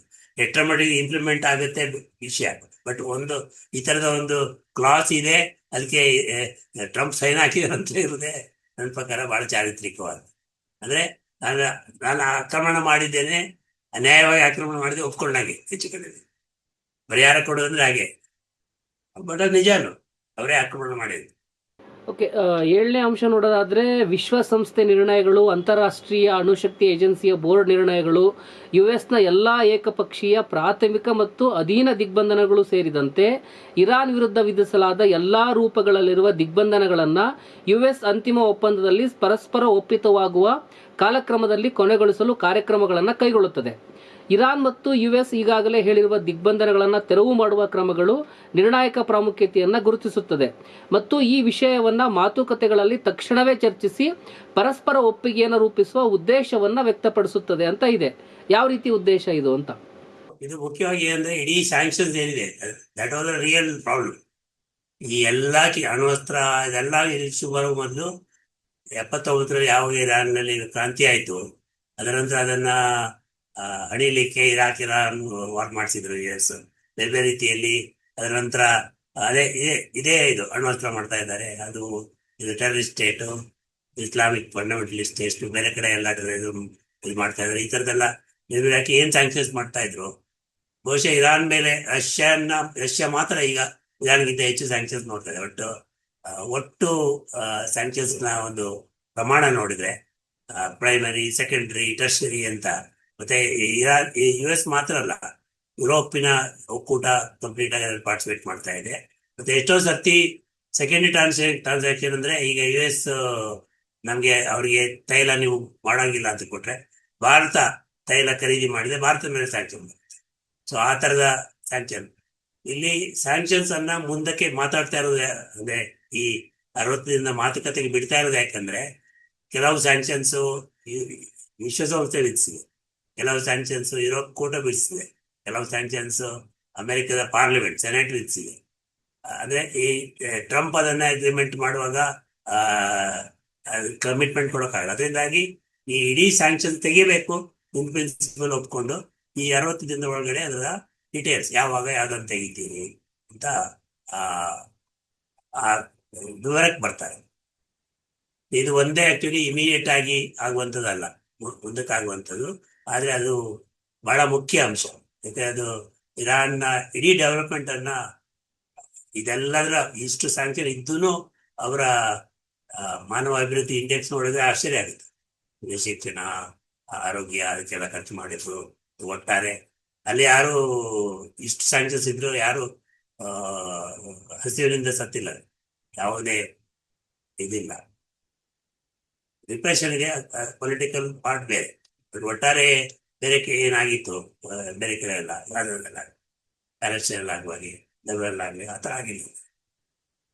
ಈ ಸ್ಯಾಂಕ್ಷನ್ಸ್ ಅನ್ನು ತೆಗೆಯುವುದು ಸಹ ಬಹುಶಃ ಒಂದು ಇದಕ್ಕೆ ಮುಂದಕ್ಕೆ ಮಾತಾಡೋಣ ಅದು. ಬಟ್ ಈ ಇರಾನ್ ಎಲ್ಲಾ ಕಡೆ, ಇದು ಯುಎಸ್ ಎಲ್ಲಾ ಕಡೆಗೆ ಸ್ಯಾಂಕ್ಷನ್ಸ್ ಹಾಕೊಂಡ್ ಬಂದಿದ್ದಲ್ಲ. ಸೊ ಹೇಗೆ ತೆಗಿಬೇಕು ಅಂತ, ಮತ್ತೆ ಏನೇನು ಕಾಂಪ್ಲಿಕೇಶನ್, ಸಿಕ್ಕಾಪಟ್ಟೆ ಲೀಗಲ್ ಕಾಂಪ್ಲಿಕೇಶನ್. ಕೆಲವು ಬ್ಯಾಂಕ್ಗಳು ಮಾಡುವಂಥದ್ದು, ಸರ್ಕಾರ ಮಾಡಿದ್ದಲ್ಲ. ಇದು ಫಾರ್ ಎಕ್ಸಾಂಪಲ್ ಅವ್ರದ್ದು ಸ್ವಿಫ್ಟ್ ಬ್ಯಾಂಕ್, ಅವರೆಲ್ಲ ಬ್ಯಾಂಕ್ ಕಿತ್ತಾಕಿದ್ದಾರೆ ಬಹಳ ಸಮಯದಿಂದ. ಅದು ಬ್ಯಾಂಕ್ ಮಾಡ್ಬೇಕು. ಆ ಬ್ಯಾಂಕ್ ಮಾಡ್ಬೇಕಾದ್ರೆ ಯಾರು ಇದು ಮಾಡ್ಬೇಕು? IMF, ವರ್ಲ್ಡ್ ಬ್ಯಾಂಕ್, ಈ ಥರದ ಮಲ್ಟಿಪಲ್ ಏಜೆನ್ಸಿ. ಅದರಿಂದಾಗಿ ಆ ಸಂಕೀರ್ಣತೆಯಿಂದಾಗಿ ಅದಕ್ಕೆ ಒಂದು ಟೈಮ್ ಕೊಟ್ಟಿದೆ. ಬಟ್ ಈ 60 ದಿನದಲ್ಲಿ ಅದಕ್ಕೊಂದು ಟೈಮ್ ಫ್ರೇಮ್ ಮಾಡ್ಬೇಕು, ಯಾವಾಗ ಯಾವ ಸ್ಯಾಂಕ್ಷನ್ ಮತ್ತೆ. ಬಟ್ ಅದಕ್ಕೆ US ಕಮಿಟ್ಮೆಂಟ್. ಎಲ್ಲಾನು US ಟ್ರಿಗರ್ ಇಂದ ಆಗಿರೋದು. ಯಾವುದು US ಸ್ವಯಂಪೂರ್ತವಾಗಿ ಯಾರು ಮಾಡಿಲ್ಲ. ಯಾವುದೇ ಸ್ಯಾಂಕ್ಷನ್ ಯುರೋಪ್, US ತೆಗೆದ್ರೆ ಯುರೋಪ್ ಸಹ ತೆಗಿತಾರೆ, IMF ತೆಗೀತದೆ, ಬ್ಯಾಂಕ್ಗಳು ತೆಗಿತಾರೆ. ಬಟ್ ಆ ಏನು ಪ್ರಕ್ರಿಯೆ ಏನಿದೆ ಅದು ಸ್ವಲ್ಪ ಕಾಂಪ್ಲಿಕೇಟೆಡ್. ಫಾರ್ ಎಕ್ಸಾಂಪಲ್ ಟ್ರಂಪ್ ಒಪ್ಪಿದ್ರು, ಸೆನೆಟ್ ಒಪ್ಪದೇ ಇರ್ಬೋದು. ಸೊ ಆ ಥರದ್ದೆಲ್ಲ ಕಾಂಪ್ಲಿಕೇಶನ್ಸ್ ಇದರಿಂದಾಗಿ ಇದೊಂದು ಸೆಪರೇಟ್ ಆಗಿ. ಬಟ್ ಅದು ಎಲ್ಲವನ್ನು ತೆಗಿಬೇಕು ಅಂತ ಇನ್ ಪ್ರಿನ್ಸಿಪಲ್ ಒಪ್ಕೊಂಡದ್ದು. ಅದು ಯಾವಾಗ ಎಷ್ಟು ಅಂತ ಇದು ಆಕ್ಚುಲಿ ಆ ಮಾತುಕತೆ ಇದು ಮತ್ತು ಅಣ್ವಸ್ತ್ರ ಮಾತ್ರ. ಅಣ್ವಸ್ತ್ರನೂ ಅಲ್ಲ, ಯುರೇನಿಯಂ ಎನ್ರಿಚ್ಮೆಂಟ್ ಎಷ್ಟು ಮಟ್ಟಿಗೆ ಏನು, ಮೆಕ್ಯಾನಿಸಮ್ ಏನು ಅಂತ ಅಷ್ಟೇ. ಅವೆರಡು ಡೀಟೇಲ್ ಆಗಿ ಮಾತುಕತೆ ಆಗ್ಬೋದು. ಒಂದು ರೀತಿಯಲ್ಲಿ ಯುದ್ಧ ಪರಿಹಾರದ್ದು ನಿಧಿ ಅಂತ ಹೇಳಿದ್ರೆ ಅದು ಸಹ ಡಿಟೇಲ್ ವರ್ಕ್. ಓಕೆ, 8 ಮತ್ತು 9 ಎರಡೂ ಸೇರಿ ವಿಶ್ಲೇಷಣೆ ಮಾಡ್ಬೋದು ಅಂತ ಅನಿಸುತ್ತೆ ನೀವು. ಇರಾನ್ ಅಣ್ವಸ್ತ್ರಗಳನ್ನು ಖರೀದಿಸುವುದಿಲ್ಲ ಅಥವಾ ಅಭಿವೃದ್ಧಿಪಡಿಸುವುದಿಲ್ಲ ಎಂದು ಮತ್ತೆ ಖಚಿತಪಡಿಸುತ್ತದೆ. US ಮತ್ತು ಇರಾನ್ ಪುಷ್ಟೀಕರಿಸಿದ ಮತ್ತು ಶೇಖರಿಸಿದ ಅಣು ಸಾಮಗ್ರಿಗಳ ನಿರ್ವಹಣೆಯನ್ನು ಅಂಶ 7ರಲ್ಲಿ ಹೇಳಲಾದ ಪರಸ್ಪರ ಒಪ್ಪಿತ ವಿಧಾನ ಮತ್ತು ಕಾಲಕ್ರಮದಲ್ಲಿ ನಿರ್ಧರಿಸಲು ಒಪ್ಪಿವೆ. ಅದೇ ಸ್ಥಳದಲ್ಲಿ IAEA ಮೇಲ್ವಿಚಾರಣೆಯಲ್ಲಿ ಅಣು ಸಾಮಗ್ರಿಯನ್ನು ತೆರವುಗೊಳಿಸುವುದು ಕನಿಷ್ಠ ವಿಧಾನವಾಗಿರುತ್ತದೆ. ಇರಾನ್ನ ಅಣುಶಕ್ತಿಗೆ ಅಗತ್ಯತೆಗಳಿಗೆ ಸಂಬಂಧಿತ ಅಣು ಸಾಮಗ್ರಿ ಪುಷ್ಟೀಕರಣವು ಮತ್ತು ಇತರ ಪರಸ್ಪರ ಒಪ್ಪಿತ ವಿಷಯಗಳನ್ನು ಅಂತಿಮ ಒಪ್ಪಂದದಲ್ಲಿ ಶಾಸನಬದ್ಧ ಚೌಕಟ್ಟಿನ ಆಧಾರದಲ್ಲಿ ಚರ್ಚಿಸಲು ಎರಡೂ ಪಕ್ಷಗಳು ಒಪ್ಪಿವೆ. ಅಂತಿಮ ಒಪ್ಪಂದದ ಈ ಅಂಶವನ್ನು ಖಚಿತಪಡಿಸುತ್ತದೆ. ಇರಾನ್ ಮತ್ತು US ಈಗಾಗಲೇ ಹೇಳಿರುವ ಅಣುಶಕ್ತಿ ಸಂಬಂಧಿತ ವಿಷಯಗಳ ನಿರ್ಣಾಯಕ ಪ್ರಾಮುಖ್ಯತೆಯನ್ನು ಗುರುತಿಸುತ್ತದೆ ಮತ್ತು ಈ ವಿಷಯವನ್ನು ಮಾತುಕತೆಗಳಲ್ಲಿ ತಕ್ಷಣವೇ ಚರ್ಚಿಸಿ ಪರಸ್ಪರ ಒಪ್ಪಿಗೆಯನ್ನು ರೂಪಿಸಿ ಉದ್ದೇಶವನ್ನು ವ್ಯಕ್ತಪಡಿಸುತ್ತದೆ. ಇದು 8ನೇ ಅಂಶ. 9ನೇ ಅಂಶ ನೋಡೋದಾದ್ರೆ, ಅಂತಿಮ ಒಪ್ಪಂದಕ್ಕೆ ಬರುವವರೆಗೆ US ಮತ್ತು ಇರಾನ್ ಯಥಾಸ್ಥಿತಿಯನ್ನು ಮುಂದುವರಿಸಲು ಒಪ್ಪಿವೆ. ಇರಾನ್ ಅಣುಶಕ್ತಿ ಯೋಜನೆಯಲ್ಲಿ ಈಗಿನ ಸ್ಥಿತಿಯನ್ನು ಮುಂದುವರಿಸುತ್ತದೆ ಹಾಗೂ US ಯಾವುದೇ ಹೊಸ ದಿಗ್ಬಂಧನ ವಿಧಿಸುವುದಿಲ್ಲ ಮತ್ತು ಈ ಪ್ರದೇಶದಲ್ಲಿ ಹೆಚ್ಚಿನ ಪಡೆಗಳನ್ನು ನಿಯೋಜಿಸುವುದಿಲ್ಲ ಎನ್ನುವಂಥದ್ದು 9ನೇ ಅಂಶ ಇದೆ. ಈ ಎರಡು ಅಂಶಗಳನ್ನು ಸೇರಿಸಿ ವಿಶ್ಲೇಷಿಸೋದಾದ್ರೆ ವಿಶೇಷವಾದ್ರೆ 9ನೇ ಮೊದಲು ತಗೋಬೇಕು. ಇದರಲ್ಲಿ ಒಂದು ನಾವು ಅರ್ಥ ಮಾಡ್ಕೋಬೇಕು, ಈ ಏನು ಅಣು ಶಕ್ತಿ ಏನು ಅಣು ಸಾಮಗ್ರಿ ಅಂತ ಹೇಳೋದು, ಅಣು ಸಾಮಗ್ರಿಯ ಪುಷ್ಟೀಕರಣ, ಶೇಖರಿಸಿದ ಅಣು ಸಾಮಗ್ರಿಯ ನಿರ್ವಹಣೆ, ಇವೆಲ್ಲ ಸಾಕಷ್ಟು ಟೈಮ್ ತಗೊಳ್ಳುವಂಥದ್ದು. ಹಿಂದಿನ ಎಕ್ಸ್ಪೀರಿಯನ್ಸ್ ನೋಡೋದಾದ್ರೆ ಅಷ್ಟು ಟೈಮ್ ತಗೋಬೇಕಾಗಿಲ್ಲ. ಈಗ 2015ರಲ್ಲಿ ಏನು ಅಗ್ರಿಮೆಂಟ್ ಆಯಿತು, ಅದರಲ್ಲಿ 2 ವರ್ಷ ಆಗಿತ್ತು ಮಾತುಕತೆ. ಸೊ ಅದರಿಂದಾಗಿ ಅದು ಇಮಿಡಿಯೇಟ್ ಆಗಲ್ಲ. ಅದರಿಂದ 9ನೇ ಅಂಶದಲ್ಲಿ ಏನ್ ಹೇಳ್ತಾ ಇದ್ದಾರೆ ಅಂದ್ರೆ, ಅಂತಿಮ ಒಪ್ಪಂದ ಬರುವವರೆಗೆ US ಮತ್ತು ಇರಾನ್ ಯಥಾಸ್ಥಿತಿಯನ್ನು ಮುಂದುವರಿಸಲು ಒಪ್ಪಿವೆ ಮತ್ತು ಇದಿದೆ ಅಂತ ಹೊಸ ದಿಗ್ಬಂಧನ ವಿಧಿಸುದು, ಅದಕ್ಕಾಗಿ ಇನ್ನೊಂದು ಪಡೆಗಳನ್ನು ಕಳಿಸೋದು ಅವೆಲ್ಲ ಮಾಡಂಗಿಲ್ಲ ಅಂತ. ಅದು ಇಂಪಾರ್ಟೆಂಟ್. ಯಾಕಂದ್ರೆ ಇಡೀ ಮಾತುಕತೆ 60 ದಿನದಲ್ಲೂ ಆಗಲ್ಲ, ಮುಂದಕ್ಕೂ ಹೋಗ್ಬೋದು, ಅದಕ್ಕೆ ರಿನ್ಯೂವಲ್ ಆಗುತ್ತೆ. ಅದು ಒಂದ್ ಕಡೆ. ಇನ್ನೊಂದ್ ಕಡೆ ನಿಜವಾದ ಇಶ್ಯೂ ಇರೋದು ಈ ಎಷ್ಟರ ಮಟ್ಟಿಗೆ ಪುಷ್ಟೀಕರಿಸ್ಬೋದು, ಅಂದ್ರೆ ಈ ಎನ್ರಿಚ್ಮೆಂಟ್ ಎಷ್ಟು ಪರ್ಸೆಂಟೇಜ್ ಮಾಡ್ಬೋದು ಮತ್ತೆ ಎಷ್ಟು ಮೆಟೀರಿಯಲ್ ಈಗಾಗಲೇ ಶೇಖರಣೆ ಆಗಿದೆ, ಪುಷ್ಟೀಕರಿಸಿ ಎಷ್ಟೋ ಟನ್ಸ್ ಇದಾವೆ, 60% ಆಗಿದೆ. ಅದನ್ನು US ಹೇಳುದು ನಮ್ಗೆ ವಾಪಸ್ ಕೊಡ್ಬೇಕು ಅಂತ ನಮ್ಮ ಇದರಲ್ಲಿ ನಿಶ್ಚಯ ಮಾಡಬೇಕು ಅಂತ, ಅಥವಾ ಥರ್ಡ್ ಇದಕ್ಕೆ ಕೊಡ್ಬೇಕು. ಉದಾಹರಣೆಗೆ 2015ರ ಅಗ್ರಿಮೆಂಟ್ ಅಲ್ಲಿ ಅದನ್ನು ರಷ್ಯಾಕ್ಕೆ ಕೊಡುದಂತಿತ್ತು. ಯಾವುದು 60% ಆಗಿದೆ ಅಥವಾ ಇನ್ನೇನು ಅಣ್ವಸ್ತ್ರ ಮಾಡಲಿಕ್ಕೆ ರೆಡಿಯಾದ ಆ ಹಂತದ ಏನು ಪುಷ್ಟೀಕರಣ ಇದೆ, ಎನ್ರಿಚ್ಡ್ ಇದೆ, ಅದನ್ನು ಕೊಡಬೇಕು ಅಂತ. ಇದರಲ್ಲಿ ಆ ಥರದ ಏನು ಕಮಿಟ್ಮೆಂಟ್ ಇಲ್ಲ, ಅದನ್ನು ಮಾತಾಡ್ತೀವಿ ಅಂತ ಅಷ್ಟೇ ಇದೆ. ಅದು ಎಷ್ಟು ಕೊಡಬೇಕು, ಏನು IA ಮೇಲ್ವಿಚಾರಣೆಯನ್ನು ಏನ್ ಮಾಡಬೇಕು ಅಂತ ಒಂದು ಇರೋದು. IA ಮೇಲ್ವಿಚಾರಣೆಯಲ್ಲಿ ಏನು ಪುಷ್ಟೀಕರಿಸಿದೆ ಅದನ್ನ ಇನ್ನ ಡೈಲ್ಯೂಟ್ ಮಾಡಬೇಕು ಅಂತ. ಈಗ 60% ಇದೆ, 20% ತರಬೇಕು, ಈ ಥರದ್ದು. ಇದು ಪಾಸಿಬಿಲಿಟೀಸ್ ಇಷ್ಟ ಇರ್ತಾರೆ, ಬಟ್ ಅದರ ಇದು ಮಾಡ್ತಾ ಇಲ್ಲ. ಅದಕ್ಕಿಂತ ಹೆಚ್ಚು ಇನ್ನೊಂದು ಇಂಪಾರ್ಟೆಂಟ್ ಅಂದ್ರೆ, ಅವರು 7ನೇ ಅಂಶಕ್ಕೆ ರೆಫರ್ ಮಾಡ್ತಾರೆ. 7ನೇ ಅಂಶ ಏನು, ದಿಗ್ಬಂಧನ ಕೊನೆಗೊಳಿಸಿ. ದಿಗ್ಬಂಧನ ಕೊನೆಗೊಳಿಸೋದಕ್ಕೂ ಇದಕ್ಕೂ ಸಂಬಂಧ ಇದೆ, ಅದಕ್ಕೆ ಲಿಂಕ್ ಮಾಡಿದ್ದಾರೆ. ನೀವು ಇದಕ್ಕೆ ಒಪ್ಪಿದ್ರೆ ನೀವು ಈ ದಿಗ್ಬಂಧನ ತೆಗಿಬೇಕು, ಈ ದಿಗ್ಬಂಧನ ಒಂದು ತೆಗೀರಿ, ನಾವು ಇದಕ್ಕೆ ಒಪ್ತೀವಿ. ಸೊ ಅದು ಬಹಳ ಇಂಪಾರ್ಟೆಂಟ್. ಅದು ಹಿಂದೆ ಯಾಕಂದ್ರೆ ಇವರು ಪಾಠ ಎಲ್ಲ ಮಾಡಿ ಅವರು ಮಾಡಿರ್ಲಿಲ್ಲ, ಆ ಕಾರಣ ಕೊಟ್ಟು ಇದು ಹೇಳ್ತಿದ್ದಾರೆ. ಅದು ಅದು ಬಹಳ ಅಂದ್ರೆ ಸಣ್ಣ ಲೈನ್ ಇದೆ ಅಷ್ಟೇ, ಬಟ್ ಆದ್ರೂ ಅಂಶ 7ರಲ್ಲಿ ಹೇಳಾದ ಪರಸ್ಪರ ಒಪ್ಪಿತ ವಿಧಾನ ಮತ್ತು ಕಾರ್ಯಕ್ರಮ. ಅಂದ್ರೆ ಸ್ಯಾಂಕ್ಷನ್ಗೆ ಒಂದು ಕಾರ್ಯಕ್ರಮ ಮಾಡ್ತೀವಿ, ನೀವು ಸ್ಯಾಂಕ್ಷನ್ 2 ವರ್ಷದಿಂದ ತೆಗಿತೀವಿ ಅಂದ್ರೆ ನಾವು ಇದು 2 ವರ್ಷದ ನಂತರ ಮಾಡ್ತೀವಿ ಅಂತ ಹೇಳ್ತೀವಿ ಅಷ್ಟೇ. ಅಷ್ಟರವರೆಗೆ ಈ ಯಥಾಸ್ಥಿತಿ ಮುಂದುವರಿದೆ, ಅದು ಬಹಳ ಇಂಪಾರ್ಟೆಂಟ್. ಮತ್ತು ಆ ಯಥಾಸ್ಥಿತಿ ಮುಂದುವರಿಯುವಾಗ ಯಾವುದೇ ಹೊಸ ದಿಗ್ಬಂಧನ ವಿಧಿಸಕ್ಕಾಗಲ್ಲ, ಅದನ್ನ ಸೀಲ್ ಮಾಡೋದಾಗ್ಲಿ ಬೇರೆ ಯಾವುದೇ ಕಾರ್ಯಾಚರಣೆ ಮಾಡೋಕ್ಕಾಗಲ್ಲ. ಓಕೆ, 10ನೇ ಅಂಶ ನೋಡೋದಾದ್ರೆ ಒಡಂಬಡಿಕೆ ಪತ್ರಕ್ಕೆ ಸಹಿ ಹಾಕಿದ ಕೂಡಲೇ ಮತ್ತು ದಿಗ್ಬಂಧನಗಳನ್ನು ಪೂರ್ತಿಯಾಗಿ ತೆರವು ಮಾಡುವವರೆಗೆ US ಭಂಡಾರ ಇಲಾಖೆಯ ಇರಾನಿ ತೈಲ, ಪೆಟ್ರೋಲಿಯಂ ಉತ್ಪನ್ನಗಳು, ಅದರ ಉಪ ಉತ್ಪನ್ನಗಳು, ರಫ್ತು ಮತ್ತು ಅದಕ್ಕೆ ಸಂಬಂಧಿತ ಬ್ಯಾಂಕ್, ವಿಮೆ ಮತ್ತು ಸಾಗಾಣಿಕಾ ಸೇವೆಗಳಿಗೆ ವಿನಾಯಿತಿಯನ್ನು ಘೋಷಿಸುತ್ತದೆ ಎಂದು US ಮಾತನ್ನ ಕೊಡುತ್ತದೆ. ಅಂದ್ರೆ ಈಗಿರುವ ದಿಗ್ಬಂಧನಗಳನ್ನ ಇಟ್ಕೊಂಡು ನೋಡ್ಬೇಕಾ ಹೇಗೆ ಅಂತ ಇದನ್ನ. ಇದರಲ್ಲಿ ಅದೇ ದಿಗ್ಬಂಧನದಲ್ಲಿ ತುಂಬಾ ವೆರೈಟಿ ಇದಾವೆ. ಇದು ಈ 10ನೇದು ಮಾಡ್ತಾ ಇರೋದು ಒನ್ಲಿ ಆಯಿಲ್ ರಿಲೇಟೆಡ್. ಇದು ಪೆಟ್ರೋಲಿಯಂ, ಗ್ಯಾಸ್, ಅದರ ಉತ್ಪನ್ನಗಳು, ಅದರ ಉಪ ಉತ್ಪನ್ನಗಳು, ಅದರ ರಫ್ತು, ಅದಕ್ಕೆ ಬ್ಯಾಂಕಿಂಗು, ವಿಮೆ, ಅದನ್ನು ಇಮಿಡಿಯೇಟ್ ಆಗಿ ಈಗಾಗಲೇ ನಮ್ಗೆ ಅನ್ಸುತ್ತೆ ಆಗಿದೆ. ಇರಾನ್ ಅಂದ್ರೆ ಆಯಿಲಿಗೆ ಮಾತ್ರ ಸ್ಯಾಂಕ್ಷನ್ಸ್ ಎಲ್ಲದಕ್ಕೂ ಇತ್ತು. ನಿಮ್ಗೆ ಗೊತ್ತಿರೋ ಹಾಗೆ ಮೆಡಿಕಲ್ ಎಕ್ವಿಪ್ಮೆಂಟ್ ಯಾರು ಕೊಡಂಗಿಲ್ಲ, ದೊಡ್ಡ ಲಿಸ್ಟ್ ಇದೆ, 250 ಐಟಮ್ಸ್ ಏನಿದೆ ಕ್ಯೂಬ್ ಹಾಕಿದ್ದಾಗಿ. ಸ್ಯಾಂಕ್ಷನ್ ಬರೀ ತೈಲಕ್ಕೆ ಮಾತ್ರ ಅಲ್ಲ, ಅವ್ರು ಬ್ಯಾಂಕಿಂಗ್ ಮಾಡೋಂಗಿಲ್ಲ, ಅವ್ರಿಗೆ ಸಾಲ ಕೊಡೋಂಗಿಲ್ಲ, ಅವೆಲ್ಲ ಇದರಲ್ಲಿ ಹಿಂದಿನ ಇದರಲ್ಲಿ ಕವರ್ ಆಗುತ್ತೆ. ಇಲ್ಲಿ ತೈಲಕ್ಕೆ ಸಂಬಂಧಪಟ್ಟ ಹಾಗೆ ಇಮಿಡಿಯೇಟ್. ಮತ್ತೆ ಅದು ತೈಲಕ್ಕೆ ಸಂಬಂಧಪಟ್ಟ ಇದೆ ಏನಂದ್ರೆ ಅಲ್ಲಿ US ನ ಟ್ರೆಜರಿ ಡಿಪಾರ್ಟ್ಮೆಂಟ್ ಅಂತ ಇದೆ, ಟ್ರೆಜರಿ ಸೆಕ್ರೆಟರಿ, ಅವನು ಒಂದು ಆರ್ಡರ್ ಹೊರಡಿಸಿದ್ರೆ ಆಗುತ್ತೆ. ಅದರ ಯಾಕಂದ್ರೆ ಇದು US ಗೆ ಇದು ಮಾಡೋದಲ್ವಲ್ಲ, ಇನ್ ಜನರಲ್ ಅವರು ಎಕ್ಸ್ಪೋರ್ಟ್ ಮಾಡೋದು, ಅದಕ್ಕೆ ಅಲೋ ಮಾಡಬೇಕು. ಇದು ಬಹಳ ಇಂಪಾರ್ಟೆಂಟ್. ಮತ್ತೆ ಇಮಿಡಿಯೇಟ್ ಆಗಿ ಅದು ನನಗನ್ಸುತ್ತೆ ಹೆಚ್ಚು ಕಡಿಮೆ ಇಂಪ್ಲಿಮೆಂಟ್ ಆಗಿದೆ. ಆ ಟ್ರೆಜರಿ ಆರ್ಡರ್ ಬಂದಿದೆ, ಇದಾನಂತ ಎಕ್ಸ್ಪೋರ್ಟ್ ಮಾಡಕ್ಕೆ ಶುರು ಮಾಡಿ. ರಿಲೇಟೆಡ್ ಆಗಿ ನೀವು ವಿಮೆಯಿಂದ ನೀವು ಪೆಟ್ರೋಲಿಯಂ ಎಕ್ಸ್ಪೋರ್ಟ್ ಮಾಡಿ ಅಂತೇಳಿ ನೀವು ವಿಮೆಗೆ ಬ್ಯಾನ್ ಇದ್ರೆ ಹೆಂಗಾಗುತ್ತೆ? ಯಾಕಂದ್ರೆ ಈಗ ಈ ಇಂಟರ್ನ್ಯಾಷನಲ್ ಟ್ರಾನ್ಸಿಟ್ ವಿಮೆ ಮಾಡೋದು UK ಒಂದು ಕಂಪ್ನಿ ಮಾಡ್ತಾರೆ, ರಾಯ್ಡ್ಸ್ ಅಂತ. ಸೊ ಅವರು ಆ ಸ್ಪೆಸಿಫಿಕ್ ಇದನ್ನ ತೆಗಿಬೇಕು, USA ತೆಗಿಬೇಕು. ಓಕೆ, 11ನೇ ಅಂಶ ನೋಡೋದಾದ್ರೆ ಈ ಒಡಂಬಡಿಕೆ ಪತ್ರದ ಜಾರಿಯ ಭಾಗವಾಗಿ ಸ್ಥಗಿತಗೊಳಿಸಿದ ಮತ್ತು ನಿರ್ಬಂಧಿಸಲಾದ ಇರಾನಿನ ಎಲ್ಲಾ ನಿಧಿ ಮತ್ತು ಆಸ್ತಿಗಳನ್ನು ಪೂರ್ಣವಾಗಿ ಇರಾನಿನ ಬಳಕೆಗೆ ಮುಕ್ತಗೊಳಿಸುತ್ತದೆ ಎಂದು US ಮಾತು ಕೊಡುತ್ತದೆ. US ಮತ್ತು ಇರಾನ್ನ ನಿಧಿಗಳನ್ನು ಮುಕ್ತಗೊಳಿಸುವ ಪರಸ್ಪರ ಒಪ್ಪಿತ ಪ್ರಕ್ರಿಯೆಗಳು ಅಂತಿಮ ಒಪ್ಪಂದದ ಮಾತುಕತೆಯಲ್ಲಿ ರೂಪಿಸುತ್ತವೆ. ಈ ನಿಧಿಗಳನ್ನು ಮೂಲ ಅಕೌಂಟಿನಲ್ಲಿ ಇದ್ದರೂ ಬೇರೆಡೆಗೆ ವರ್ಗಾಯಿಸಿದರೂ ಇರಾನಿನ ಕೇಂದ್ರೀಯ ಬ್ಯಾಂಕ್ ಸೂಚಿಸಿದ ಯಾರಿಗಾದರೂ ಪಾವತಿ ಮಾಡಲು ಬಳಕೆ ಮಾಡಬಹುದು. US ಅಗತ್ಯವಾದ ಎಲ್ಲಾ ಲೈಸೆನ್ಸ್ಗಳನ್ನು ಮತ್ತು ಅಧಿಕಾರವನ್ನು ನೀಡುತ್ತದೆ ಎಂದು ಮಾತು ಕೊಡುತ್ತದೆ ಅಂತ ಇದರೊಳಗಡೆ 11ನೇ ಅಂಶ ಇದೆ. ಇದು ಯಾವ್ದನ್ನು ಫೋಕಸ್ ಮಾಡುತ್ತೆ ಅಂತ? ಇದು ಏನಂದ್ರೆ ಸ್ಪೆಸಿಫಿಕ್ ಆಗಿ ಬೇರೆಲ್ಲ ಸ್ಯಾಂಕ್ಷನ್ ಜೊತೆಗೆ ಇರಾನ್ದು ಡೆಪಾಸಿಟ್ ಇತ್ತಲ್ಲ, UAE ಅಲ್ಲಿ ಯಾವುದೋ ಬ್ಯಾಂಕ್ ಇದೆ, ಇಂಟರ್ನ್ಯಾಷನಲ್ ವ್ಯಾಪಾರಕ್ಕೆ ಅವರು ಎಲ್ಲೋ ಅಲ್ಲಿಂದ ಎಕ್ಸ್ಪೋರ್ಟ್ ಆಗಿದ್ದಾರೆ ಅಥವಾ ಇಂಪೋರ್ಟ್ ಆಗಿದ್ದಾರೆ.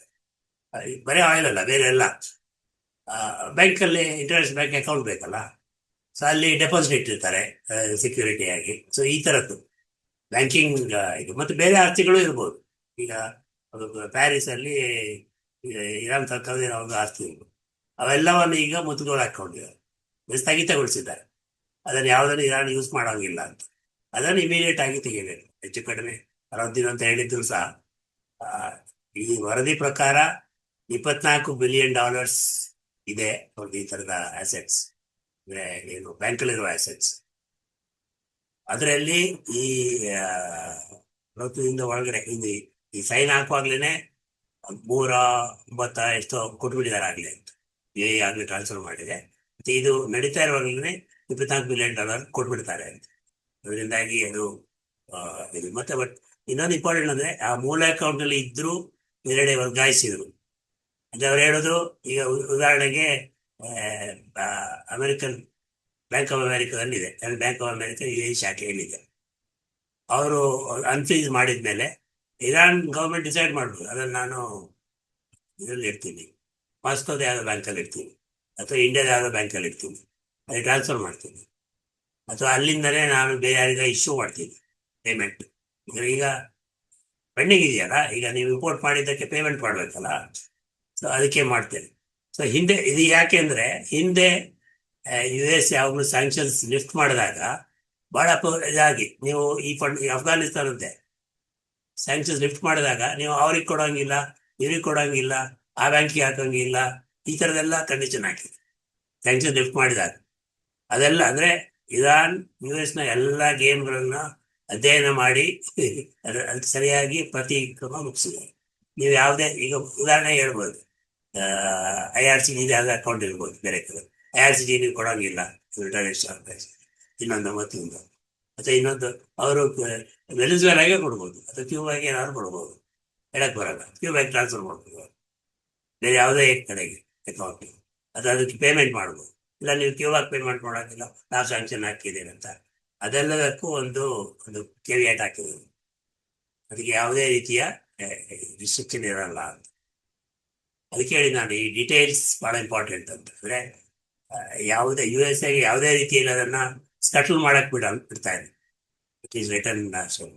ಓಕೆ, 12, 13, 14 ಮೂರು ಅಂಶಗಳನ್ನ ಒಂದೇ ಸಾರಿ ನೋಡ್ಬಿಡೋಣ ಅಂತ ಅನ್ಸುತ್ತೆ.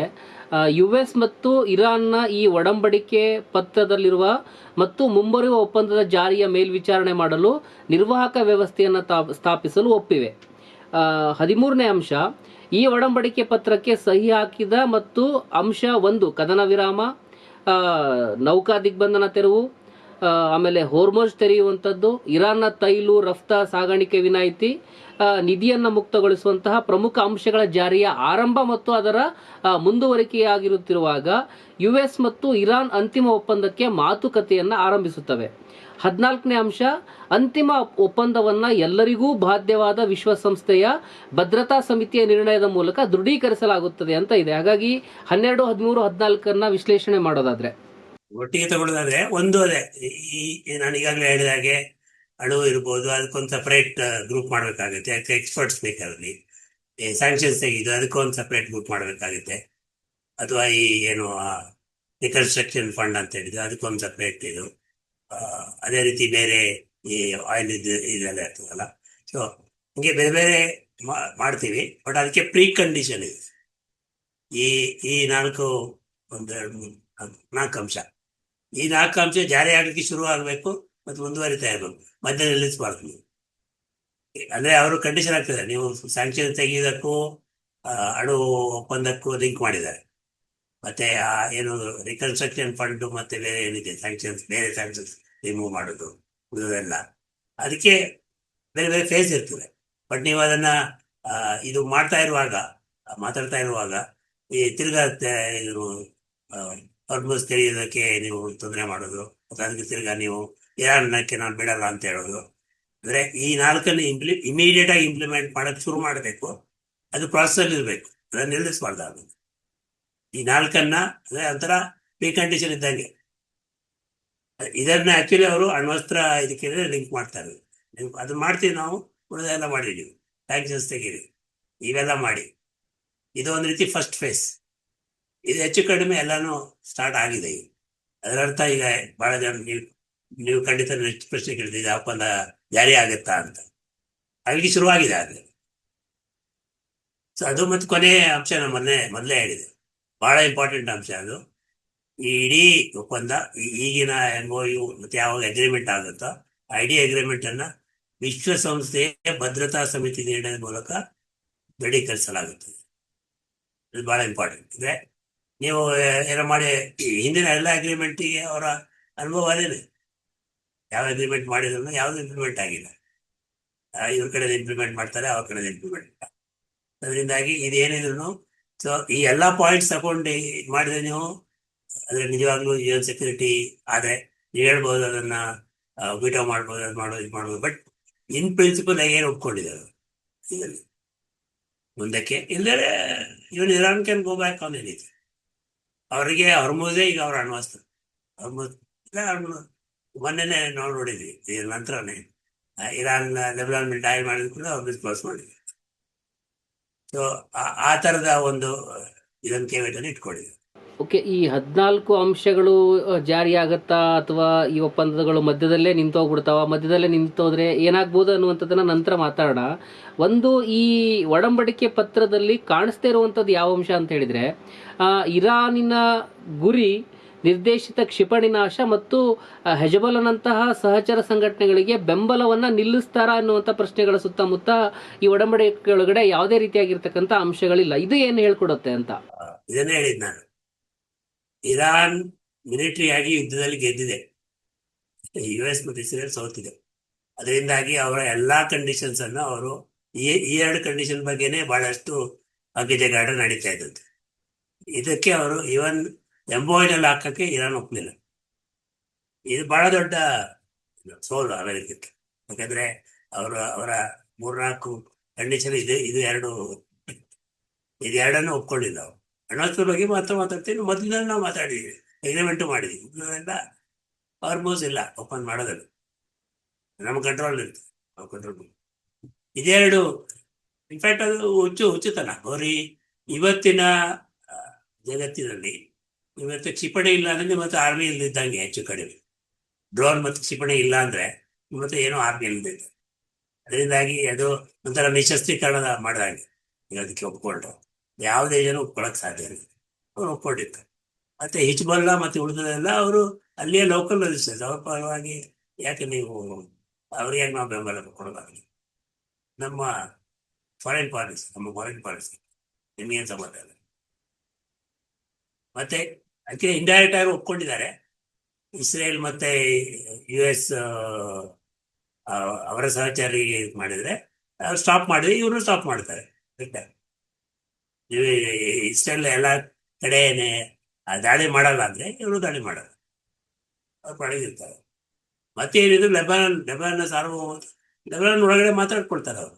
ಏನಾಗ್ತಾರೆ ಆಗ್ತಿದೆ ಲೆಬನಾನ್ನಲ್ಲಿ ಹಿಜ್ಬುಲ್ಲಾ ಇರ್ಬೇಕಾ ಬೇಡವಾ ಅಂತ ಲೆಬನಾನ್ ಜನ ಮತ್ತು ಲೆಬನಾನ್ ಸರ್ಕಾರ ಇದೆ ನೀವಲ್ಲ. ಅದೇ ರೀತಿ ಹಮಾಸ್. ಓಕೆ, ಸೊ ಆ ರೀತಿ ಅದು ಖಂಡಿತ ದೊಡ್ಡ ವಿಜಯ. ಇನ್ಫ್ಯಾಕ್ಟ್ ಅದು ಇಲ್ಲದೆ ಇರುವಂಥದ್ದು ಬಹಳ ಇಂಪಾರ್ಟೆಂಟ್ ವಿಜಯ. ಓಕೆ, ವಸಂತರಾಜ್ ಅವರೇ, ನನಗೆ ಇನ್ನೊಂದು ಕುತೂಹಲವಾಗಿರ್ತಕ್ಕಂಥ ಅಂಶ ಇರುವಂಥದ್ದು ಏನು ಅಂತ ಹೇಳಿದ್ರೆ, ಸರ್ಕಾರಗಳಾಗಿ ಇರಾನ್ ಮತ್ತೆ US ಈ ಒಡಂಬಡಿಕೆ ಪತ್ರಕ್ಕೆ ಸಹಿ ಹಾಕಿದ್ದಾರೆ.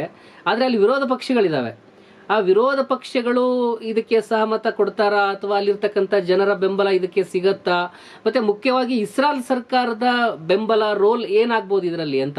ಇದರಲ್ಲಿ ಇರಾನ್ನಲ್ಲಿ ಮತ್ತು US ಎರಡೂ ಕಡೆ ಒಂದಕ್ಕೆ ವಿರೋಧ ಬರುವ ಸಾಧ್ಯತೆ ಇದೆ. ಒಂದು, ಯಾವುದೇ ಸರ್ಕಾರಕ್ಕೆ ಅದಕ್ಕೆ ಒಂದು ಸಾರ್ವಭೌಮ ಅಧಿಕಾರ ಇದೆ. ಅದರಿಂದಾಗಿ ಅದರ ಜನತೆಯ ಪರವಾಗಿ ಅದು ಒಪ್ಪಂದಕ್ಕೆ ಬರಬಹುದು. ಮತ್ತೆ ಅಲ್ಲಿಯ ಇದರ ಮೇಲೆ ಆಗುತ್ತೆ. ಇರಾನ್ನಲ್ಲಿ ಹೇಳೋದಾದ್ರೆ ಇರಾನ್ನ ಪಾರ್ಲಿಮೆಂಟು ಮತ್ತು ನ್ಯಾಷನಲ್ ಸೆಕ್ಯೂರಿಟಿ ಕೌನ್ಸಿಲ್ ಏನು ಅವ್ರದ್ದು ಸ್ಟ್ರಕ್ಚರ್ಸ್ ಇದಾವೆ. ಕೊಮೆನಿನೇ ಇರ್ಬೋದು, ಏನು ಆ ರಿಲಿಜಿಯಸ್ ಲೀಡರ್ಸ್ ಇದ್ದಾರೆ, ಅವರೆಲ್ಲ ಒಪ್ಕೊಂಡಿರೋದ್ರಿಂದ ಇಲ್ಲೇ ಮಾಡಲ್ಲ. ಬಟ್ ಸರ್ಕಾರಕ್ಕಿದೆ. ಬಟ್ ಆದರೂ ಇರಾನ್ನಲ್ಲಿ ಕೆಲವರು ವಿರೋಧಿಸ್ಬೋದು. ಅಂದ್ರೆ ಅಣ್ವಸ್ತ್ರ ಈಗ ಅಲ್ಲಿಯ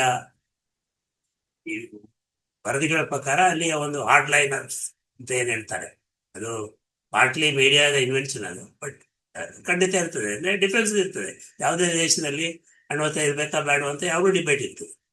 ಅಣ್ವಸ್ತ್ರ ಬಿಟ್ಟುಕೊಡಬಾರ್ದು, ಯುರೇನಿಯಂ ಪುಷ್ಟೀಕರಣ ಬಿಟ್ಟುಕೊಡಬಾರ್ದು. ಯುರೇನಿಯಂ ಒಂದು ಹಂತದಲ್ಲಿ ಯುರೇನಿಯಂ ಅನ್ನ ವಿದೇಶಕ್ಕೆ ಕಳಿಸುವಂಥದ್ದು ಪಾಸಿಬಿಲಿಟಿನೂ ಇರಾನ್ ಒಪ್ಕೊಂಡಿತ್ತು. ಆಕ್ಚುಲಿ ಏನು ಯುದ್ಧದ 2 ದಿನ ಮೊದಲು ಏನು ಅಗ್ರಿಮೆಂಟ್ ಆಗಿದ್ದಲ್ಲ, ಅದರಲ್ಲಿ ಒಪ್ಕೊಂಡಿತ್ತಂತೆ ರಷ್ಯಾ ಅಥವಾ ಚೈನಾದಲ್ಲಿ ಡೆಪಾಸಿಟ್ ಮಾಡ್ತೀವಿ ಎಲ್ಲ ಎಂದು. ಸೊ ಅಂತ ಇದಕ್ಕೆ ಈಗಲೂ ಅಲ್ಲಿ ಡಿಸ್ಕಷನ್ ನಡೀತದೆ, ಹೋಗ್ತದೆ. ಬಟ್ ಅದು ಬಹುಶಃ ಈಗಿನ ಪರಿಸ್ಥಿತಿಯಲ್ಲಿ ಇರಾನ್ನ ಸರ್ಕಾರ ಅಲ್ಲೇ ಜನರನ್ನ ಖಂಡಿತ ಒಂಥರ ಸಹಮತ ರೂಪಿಸಲಿಕ್ಕೆ ಸಾಧ್ಯ ಇದೆ. US ಅಲ್ಲಿ ಬೇರೆ ಪರಿಸ್ಥಿತಿ. US ಅಲ್ಲಿ ಒಂದು ಕಡೆ 2-3 ಕಡೆಯಿಂದ ವಿರೋಧ ಬರ್ತದೆ. ಒಂದು, ಟ್ರಂಪ್ನ ಸ್ವಯಂಕೃತ ಅಪರಾಧ, ನಾನು ಗೆದ್ದೆ ಹಂಗೆ ಹಿಂಗೆ ಏನಪ್ಪ ಈ ಥರದ ಅಗ್ರಿಮೆಂಟ್ ಆಗ್ತಾ ಇದ್ದೀರಿ ನೀವು ಸೋತಿದಲ್ವಾ ಅಂತ ಹೇಳ್ತಾರೆ. ಸೊ ಏನು ನಾವು ಎಡಪಂಥಿ ಬಲಪಂಥಿ ಅಂತ ಹೇಳ್ತೇವೆ. ಎರಡೂ ಕಡೆಯಿಂದ ಟ್ರಂಪ್ ಮೇಲೆ ಖಂಡಿತ ಅಟ್ಯಾಕ್ ಆಗ್ತದೆ. ಮತ್ತೆ ನವೆಂಬರ್ ಚುನಾವಣೆ ಇದೆ, ಅವರಿಗೆ 2 ಕ್ವಶನ್ಗಳು ಬರ್ತಾ ಇದೆ. ಒಂದು, ಇಸ್ರೇಲ್ನ ಯುದ್ಧ ನೀವು ಮಾಡ್ತಾ ಇದ್ರಿ, ಅದರಿಂದಾಗಿ ನಿಮ್ಗೆ ಈ ತರ ಮರ್ಯಾದೆ ಆಯ್ತು ಹೋಯ್ತು ಅಂತ. ಅಲ್ಲ ಅಲ್ಲ, ನಾನೇ ಮಾಡಿದ್ದು ಅಂತ ಹೇಳ್ತಾರೆ. ನಮ್ಮ ಎಲ್ಲ ಉದ್ದೇಶಗಳು ಪೂರೈತಕ್ಕಾಗಿದೆ ಅಂತ ಹೇಳ್ತಾರೆ. ಈ ಒಪ್ಪಂದದ ಟೆಕ್ಸ್ಟ್ ಪಬ್ಲಿಷ್ ಆದ ನಂತರ ಯಾರೋ ಅದನ್ನ ನಂಬಕ್ ಸಾಧ್ಯ ಇಲ್ಲ. ಇನ್ನೊಂದು ಕಡೆ ಲೆಫ್ಟ್ ಇಂದ ಯುದ್ಧ ಬೇಕಾಗೇ ಇರಲಿಲ್ಲ, ಏನು ರೆಪರೇಷನ್ಸ್ ಕೊಡ್ಬೇಕಾಗಿದೆ. ಆ $300 ಬಿಲಿಯನ್ ನಿಮ್ಗೆ ತಂತ ಕೊಡ್ತಾರ, ನಾವೇ ಕೊಡ್ಬೇಕು ಅದನ್ನ ಅಂತ. ಆ ತರದ ಒಂದು ವಿರುದ್ಧ ಬರ್ಬೋದು. ಮತ್ತೆ ಈ ಮಗ ಅವ್ರದ್ದೇನು ಬೇಸಿದೆ ಏಕಮೇಕ ಪೇಟೆಗೆ, ಅವರ ಪಾಲಿಸಿ ಇದ್ದದ್ದು ಯುದ್ಧ ಮಾಡಲೇಬಾರದು ಅಂತ, ಯಾವುದೇ ರೀತಿಯ ಯುದ್ಧ ಮಾಡಲೇಬಾರದು. ಅದ್ಯಾಕೆ ಅದಕ್ಕೆ ಹೋದ್ರಿ, ಮತ್ತೆ ಅದರ ನಂತರ ಈ ತರ ಯಾಕೆ ಒಪ್ಪಂದ ಮಾಡ್ಕೊಂಡ್ರಿ? ಇರಾನ್ ನೀವು ಏನು ನಮ್ಗೆ ಥ್ರೆಟ್ ಅಲ್ಲ ಅಂತ ಇರುವಾಗ ಇವೆಲ್ಲ ಯಾಕೆ ಮಾಡ್ತಾ ಇದ್ದಾರೆ, ಬಿಟ್ಟುಬಿಡಿ ಅಂತ ಹಂಗೆ ಹೇಳ್ಬೋದು. ಸೊ ಬೇರೆ ಬೇರೆ ರೀತಿಯಲ್ಲಿ ಒಪ್ಪಂದಗಳು. ಮತ್ತೆ ಇನ್ನೊಂದು ನಾವು ನೆನಪಿಕೊಂಡು, ಇಸ್ರೇಲ್ನ ದೊಡ್ಡ ಲಾಬಿ ಇದೆ, ನ್ಯೂ ಲಾಬಿ ಇದೆ, ಜಿಯಾನಿಸ್ಟ್ ಲಾಬಿ ಇದೆ. ಮತ್ತೆ ಆ ಲಾಬಿ ಪಾರ್ಲಿಮೆಂಟ್ ಸದಸ್ಯರಲ್ಲಿ, ಸೆನೆಟ್ ಮತ್ತೆ ಹೌಸ್ ಆಫ್ ರಿಪ್ರೆಸೆಂಟೇಟಿವ್, ಆ ಸದಸ್ಯರಲ್ಲಿ ಬಹಳ ದೊಡ್ಡ ರೀತಿಯಲ್ಲಿದೆ. ಸೊ ಯಾವುದೇ ಪಾರ್ಟ್ ಏನು ಅಲ್ಲಿಯ ಸೆನೆಟ್ ಮತ್ತು ಹೌಸ್ ಆಫ್ ರಿಪ್ರೆಸೆಂಟೇಟಿವ್, ಒಟ್ಟಾರೆ ಪಾರ್ಲಿಮೆಂಟ್ ಅಪ್ರೂವಲ್ ಪ್ರಾಬ್ಲಮ್ಸ್. ಸೊ ಆ ಥರ. But at the same time ಈಗ ಈ ವಿಯೆಟ್ನಾಂ ಯುದ್ಧ ನಂತರ ಇದು ಬಹುಶಃ ಮೊದಲನೇ ಯುದ್ಧ ಅಮೆರಿಕದ ಸಾರ್ವಜನಿಕರನ್ನು ವಿರೋಧಿಸ್ತಾ ಇದ್ದಾರೆ ಯುದ್ಧವನ್ನು. ಅಂದ್ರೆ ಒಂದು ಸಮೀಕ್ಷೆ ಪ್ರಕಾರ 65% ಜನ ಯುದ್ಧವನ್ನು ವಿರೋಧಿಸಿದೆ. ಅದು ಹಿಂದೆ ಯಾವತ್ತೂ ಆಗಿತ್ತು. ಒಂದು, ಅದಕ್ಕೆ ಇಂಪ್ಯಾಕ್ಟ್ ಮಾಡಕ್ ಶುರು ಮಾಡಿದೆ. ಎರಡನೇದು, ಆ ಪ್ರಜ್ಞೆ ಬಂದಿದೆ, ರಾಜಕೀಯ ಪ್ರಜ್ಞೆ ಬಂದಿದೆ. ಅಲ್ಲಿನೂ ಏನು ಬಹಳ ಕಷ್ಟ ಆಗುತ್ತೆ. ಇಸ್ರೇಲ್ ಪರಿಸ್ಥಿತಿ ಅಂದ್ರೆ ನೆತನ್ಯಾಹು ಯುದ್ಧ ನಿಂತರೆ ಜೈಲಿಗೆ ಹೋಗ್ತಾನೆ ಅಥವಾ ಮಳೆ ಗುಂಪಾಗ್ತಾನೆ, ಆ ಪ್ರಾಬ್ಲಮ್ ಇದೆ. ಅಟ್ ದ ಸೇಮ್ ಟೈಮ್ ಇಸ್ರೇಲ್ನ ಜನ ಏನಿದ್ದಾರೆ ಅವರು ಯುದ್ಧದ ಪರವಾಗಿದ್ದಾರೆ. ಯುದ್ಧ ಅಂದ್ರೆ, ಬಟ್ ಅವನು ಯುದ್ಧ ನಿರ್ವಹಿಸಿದ ರೀತಿ ಸರಿ ಇಲ್ಲ, ಈ ತರದ ಇದಿದೆ. ಸೊ ಇಸ್ರೇಲ್ ಅದಕ್ಕೊಂದು ಇಂಡಿಪೆಂಡೆಂಟ್ ಸ್ಟೇಚರ್ ಇದೆ ಅಂತ ನಾವು ಇಲ್ಲ ಅಂತ ನಾವು ತಿಳ್ಕೊಬೇಕು ಅಷ್ಟೇ. ಫಸ್ಟ್ ಆಫ್ ಆಲ್ US ಮತ್ತು ಇಸ್ರೇಲ್ ಎರಡು ಸಪರೇಟ್ ಎಂಟಿಟಿ ಅಲ್ಲವೇ ಅಲ್ಲ. ಇಸ್ರೇಲ್ ಏನಿದ್ರು US ನ ಒಂದು ಬೆದರುಗೊಂಬೆ. ಪಶ್ಚಿಮ ಏಷ್ಯಾದಲ್ಲಿ ಅವ್ರನ್ನ ನೋಡ್ಕೊಂಡಿರುವ ಒಂದು ಏನು ಪೊಲೀಸ್ ಮ್ಯಾನ್ ಅಂತ ಹೇಳ್ಬೋದು, ಬೆದರುಗೊಂಬೆ ಅಂತ ಹೇಳ್ಬೋದು, ಏನ್ ಬೇಕಾದ್ರೆ ಹೇಳ್ಬೋದು. ನಿಜವಾಗ್ಲೂ US ಸರ್ಕಾರ ಮನ್ಸು ಮಾಡಿದ್ರೆ ಇಸ್ರೇಲ್ ಏನೋ ಮಾಡುತ್ತೆ. ಈ ಲೆಬನನ್ ಆಗ್ಲಿ ಇದಾಗ್ಲಿ, ಅದು ಒಂಥರ ನೀನು ಅತ್ತಂಗೆ ಮಾಡು, ನಾನು ಮಾಡ್ತೀನಿ ಅಂತ ಹೇಳ್ತಾರ, ಆ ತರದ ಒಂದು. ಅದರಿಂದಾಗಿ ಅದು ನಿಜವಾಗಿಯೂ ನನ್ನ ಪ್ರಕಾರ ಇದಲ್ಲ, ಅದು ಎರಡು ಸಪರೇಟ್ ಸ್ಟೇಟ್ಸ್ ಅಲ್ಲ, ಲಿಂಕ್ ಆಗಿದೆ. ಬಟ್ ಅವರ ಲಾಬಿ ಸ್ಟ್ರಾಂಗ್ ಆಗಿದೆ, ಅದರಿಂದಾಗಿ ಬೇರೆ ಬೇರೆ ರೀತಿಯ ರೆಸಿಸ್ಟೆನ್ಸ್ ಬರ್ಬೋದು. ಬಟ್ ಒಟ್ಟಾರೆಯಾಗಿ USA ಯಾವುದೇ ರೀತಿಯ ಒಂದು ಆಪ್ಷನ್ ಇಲ್ಲ, ಮಿಲಿಟರಿ ಆಪ್ಷನ್ ಇಲ್ಲ. ಮಿಲಿಟರಿ ಆಪ್ಷನ್ ಇಲ್ಲದೆ ಬೇರೆ ಏನು ಮಾಡೋಕ್ಕಾಗಲ್ಲ. ಇಲ್ಲಿರಬಹುದು ಈ MOU ಸೈನ್ ಆಗ್ತದೆ. ಈ MOU ಸೈನ್ ಆಗಿ ಟ್ರಂಪ್ ಹೂ ಅಂತ ಹೇಳ್ತಾ ಇರೋದು ಯಾಕಂದ್ರೆ to address his political base ಅಷ್ಟೇ, ನಿಜವಾದ ಇದಲ್ಲ. ಈಗ ನೀವು ನೋಡಿದಾಗೆ ಲೆಬನಾನ್ ಮೇಲೆ ಇದನ್ನು ಬಹಳ ಕಡಿಮೆ ಆಯ್ತು. ಈಗ ನಿಂತೋಗಿಲ್ಲ, ಪೂರ್ತಿ ಕಡಿಮೆ ಆಗಿದೆ. ಓವರ್ ಆಲ್ ನನ್ನ ಪ್ರಕಾರ ಅದು ಮುಂದಕ್ಕೆ ಹೋಗುತ್ತೆ, ಟಾಪ್ಸಿಟರ್ ಇರ್ತದೆ. ಈಗ ಸ್ಯಾಂಕ್ಷನ್ಸ್ ಮತ್ತೆ ಏನು ನ್ಯೂಕ್ಲಿಯರ್ ಟಾಕ್ಸ್ ಇದೆಯಲ್ಲ, ಅದಕ್ಕೆ ಲಿಂಕ್ ಆಗಿರ್ತದೆ. ನೀವು ಸ್ಯಾಂಕ್ಷನ್ ರಿಪ್ಲೈನ್ ಮಾಡೋದು ಅಷ್ಟೇ. ಹೊರ್ಮೂಸ್ ಅಂತವ್ರು ಏನೂ ಮಾಡೋಕ್ಕಾಗಲ್ಲ, ಈಗಾಗಲೇ ಟ್ರೈ ಮಾಡಿದ್ದಾರೆ. ಇನ್ನೊಂದು ರೌಂಡ್ ಈ MOU ಆದ್ಮೇಲೆ ಇನ್ನೊಂದು ರೌಂಡ್ ಮಿಲಿಟರಿ ಪ್ಲಾನಿಂಗ್ ಮಾಡಿದ್ರಂತೆ, ನಾವು ಸೀಲ್ ಮಾಡ್ತೇವೆ ಹಾಗೆ ಆಗಿದೆ. ಓಕೆ, ಈ 60 ದಿನದೊಳಗಡೆ ಅಂತಿಮ ಒಪ್ಪಂದ ಆಗುತ್ತಾ ಅನ್ನುವಂಥ ಪ್ರಶ್ನೆ ಬಹಳಷ್ಟು ವಿಶ್ಲೇಷಕರನ್ನ ಮತ್ತೆ ಅಂತಾರಾಷ್ಟ್ರೀಯ ಮಟ್ಟದೊಳಗಡೆ ಚರ್ಚೆಗಳು ಕೂಡ ಆಗ್ತಾ ಇದ್ದಾವೆ. ಇದು ಒಪ್ಪಂದವನ್ನ ಯಾವಾಗ ಜಾರಿ ಆಗುತ್ತೆ ಅಥವಾ ಜಾರಿ ಆಗದೆ ಇದ್ರೆ ಯಾವುದೇ ಹಂತದೊಳಗಡೆ ಏನಾದರೂ ಇದು ಒಪ್ಪಂದ ಮುರಿದು ಬಿದ್ದುಬಿಟ್ರೆ ಏನಾಗಬಹುದು ಅಂತ. ಈ ಒಂದು 3-4 ಅಂಶ ನಾವಾಗ್ಲೇ ಮಾತಾಡಿದ್ವಿ, ಅವೆಲ್ಲ ಹೆಚ್ಚು ಕಡಿಮೆ ಇಂಪ್ಲಿಮೆಂಟ್ ಮಾಡಲೇಬೇಕಾಗುತ್ತೆ ಆಗುತ್ತೆ. ಅದಾದ್ಮೇಲೆ ಹೊರ್ಮೂಸ್ ಮೇಲೆ ಇರಾನ್ ಒಪ್ಪಂದ ಮಾಡಿಕೊಂಡು ಅದನ್ನು ಇಂಪ್ಲಿಮೆಂಟ್ ಮಾಡಕ್ ಶುರು ಮಾಡಿದ್ರೆ USA ತುಂಬಾ ಕಷ್ಟ ಆಗುತ್ತೆ. ಅವ್ರು UAE ಮೇಲೆ ಅಟ್ಯಾಕ್ ಮಾಡ್ತಾರ, ಅವರೆಲ್ಲ ಒಪ್ಕೊಂಡ್ಮೇಲೆ ಏನ್ ಮಾಡ್ತಾರೆ? ಹೊರ್ಮೂಸ್ ಜಲಸಂಧಿಯಲ್ಲಿ ನೀವು ಟೋಲ್ ಕಲೆಕ್ಟ್ ಮಾಡಕ್ ಶುರು ಮಾಡಿದ್ರೆ ಅದೇ ಸಾಕಿರಾಗ ಬೇರೆ ಮಾಲಿ ಮಾಡಿದ್ರೆ ಇಲ್ಲ. ಅಣ್ವಾಸ್ತದಲ್ಲಿ ಅವ್ರಿಗೇನು ಕಳ್ಕೊಳ್ಳುವಂಥದ್ದೇನಿಲ್ಲ. ಅವ್ರ ಪ್ರೋಗ್ರಾಮ್ ಒಂದು ವರದಿ ಪ್ರಕಾರ ಅದರ ಕೆಲವು ಸ್ಟ್ರಕ್ಚರ್ ಡ್ಯಾಮೇಜ್ ಆಗಿದೆ ವಿನಃ ಅಣು ಸಾಮಗ್ರಿ ಆಗಲಿ ಅವರ ಕೋರ್ ಫೆಸಿಲಿಟಿ ಮೇಲೆ ಬಹಳ ಪರಿಣಾಮ ಬೀರುವ ಯಾಕಂದ್ರೆ ಅಂಡರ್ ಗ್ರೌಂಡ್ ಇಲ್ಲದ ಅವರು ಇನ್ನೊಂದ್ಸತಿ ಪ್ರಯತ್ನ ಮಾಡ್ತಾರಲಿಲ್ಲ. ನಿಮ್ಗೆ ನೆನಪಿರ್ಬೇಕು, ಬಾಂಬ್ ದಾಳಿ ಮಾತ್ರ ಅಲ್ಲ, ಒಂದು ಟಾಸ್ಕ್ ಫೋರ್ಸ್ ಮಾಡಿ ಅವ್ರು ಇಳಿಸಿದ್ರು, ಹೋಗಿ ಅದನ್ನು ಸೀಸ್ ಮಾಡಿದ್ರೆ ಅದು ಫೇಲ್ಯೂರ್ ಆಗಿದೆ, ಅದು ಮಾಡೋಕ್ಕಾಗಿಲ್ಲ. ಬಟ್ ಅವ್ರು ಈಗ ಇಲ್ಲಾಂದ್ರೆ ನೀವು ಡಿಸ್ಟ್ರಾಯ್ ಮಾಡಿದ್ರೆ ನೀವು ಯಾಕೆ ಅದ್ರ ಬಗ್ಗೆ ತಲೆ ಕೆಡಿಸ್ಕೋಬೇಕು? ಬಿಡಿ ಬಿಡಿ ಅಂತ ನೀವು ಎಲ್ಲ ಫೆಸಿಲಿಟಿ ಡಿಸ್ಟ್ರಾಯ್ ಮಾಡಿದ್ರೆ, ಸಾಮಗ್ರಿ ಡಿಸ್ಟ್ರಾಯ್ ಮಾಡಿದ್ರೆ ಯಾಕೆ ನೀವು ಅದ್ರ ಬಗ್ಗೆ ಮಾತಾಡ್ಬೇಕು? ಆಗಿಲ್ಲ ಅದು. ಸೊ ಅದನ್ನ ಬಿಟ್ಕೊಡೋದಿಲ್ಲ. ನನಗನ್ಸುತ್ತೆ ಇವರು ಸ್ಯಾಂಕ್ಷನ್ಸ್, ಎಷ್ಟು ಸ್ಯಾಂಕ್ಷನ್ಸ್ ರಿಲೀಸ್ ಮಾಡ್ತಾರೆ ಅಷ್ಟರ ಮಟ್ಟಿಗೆ ಅವ್ರು ಸ್ವಲ್ಪ ಮಟ್ಟಿಗೆ ಇದು ಕೊಡ್ತಾರೆ. ಈ ರಿಕನ್ಸ್ಟ್ರಕ್ಷನ್ ಆಗ್ಬೋದು ಬಿಡ್ಬೋದು, ಅದು ಬೇರೆ ವಿಷಯ. ಬಟ್ ಈ ಫ್ರೋಸನ್ ಅದೊಂದು ದೇವ್ರ ಇನ್ಸಿಸ್ಟ್. ಸೊ ಇರಾನಿಗೆ ಏನು ನಷ್ಟ ಇಲ್ಲ. ಇಸ್ರೇಲ್ ಮಾಡ್ಬಿಟ್ಟು ಈ ಕಂಪ್ಲೀಟ್ ಸ್ಟ್ರಕ್ಚರ್ ಚೇಂಜ್ ನಂತರ ಮುಂದಿನ ಸ್ಟೆಪ್ಸ್ ಏನಾಗುತ್ತೆ? ಆ ಪ್ರಾದೇಶಿಕ ಭದ್ರತೆ ಅಗ್ರಿಮೆಂಟ್ ಆಗುತ್ತಾ ಇಲ್ವಾ, ಉಳಿದ ಸ್ಟೇಟ್ಸ್ ಯಾವ ರೀತಿ ಇದು ತಗೊಳ್ತೆ, ಅದರ ಮೇಲೆ ಹೋಗುತ್ತೆ. ಇಸ್ರೇಲ್ ಏನ್ ಮಾಡಕ್ಕಾಗುತ್ತೆ? ಈಗ ಇದರ ಪ್ರಕಾರ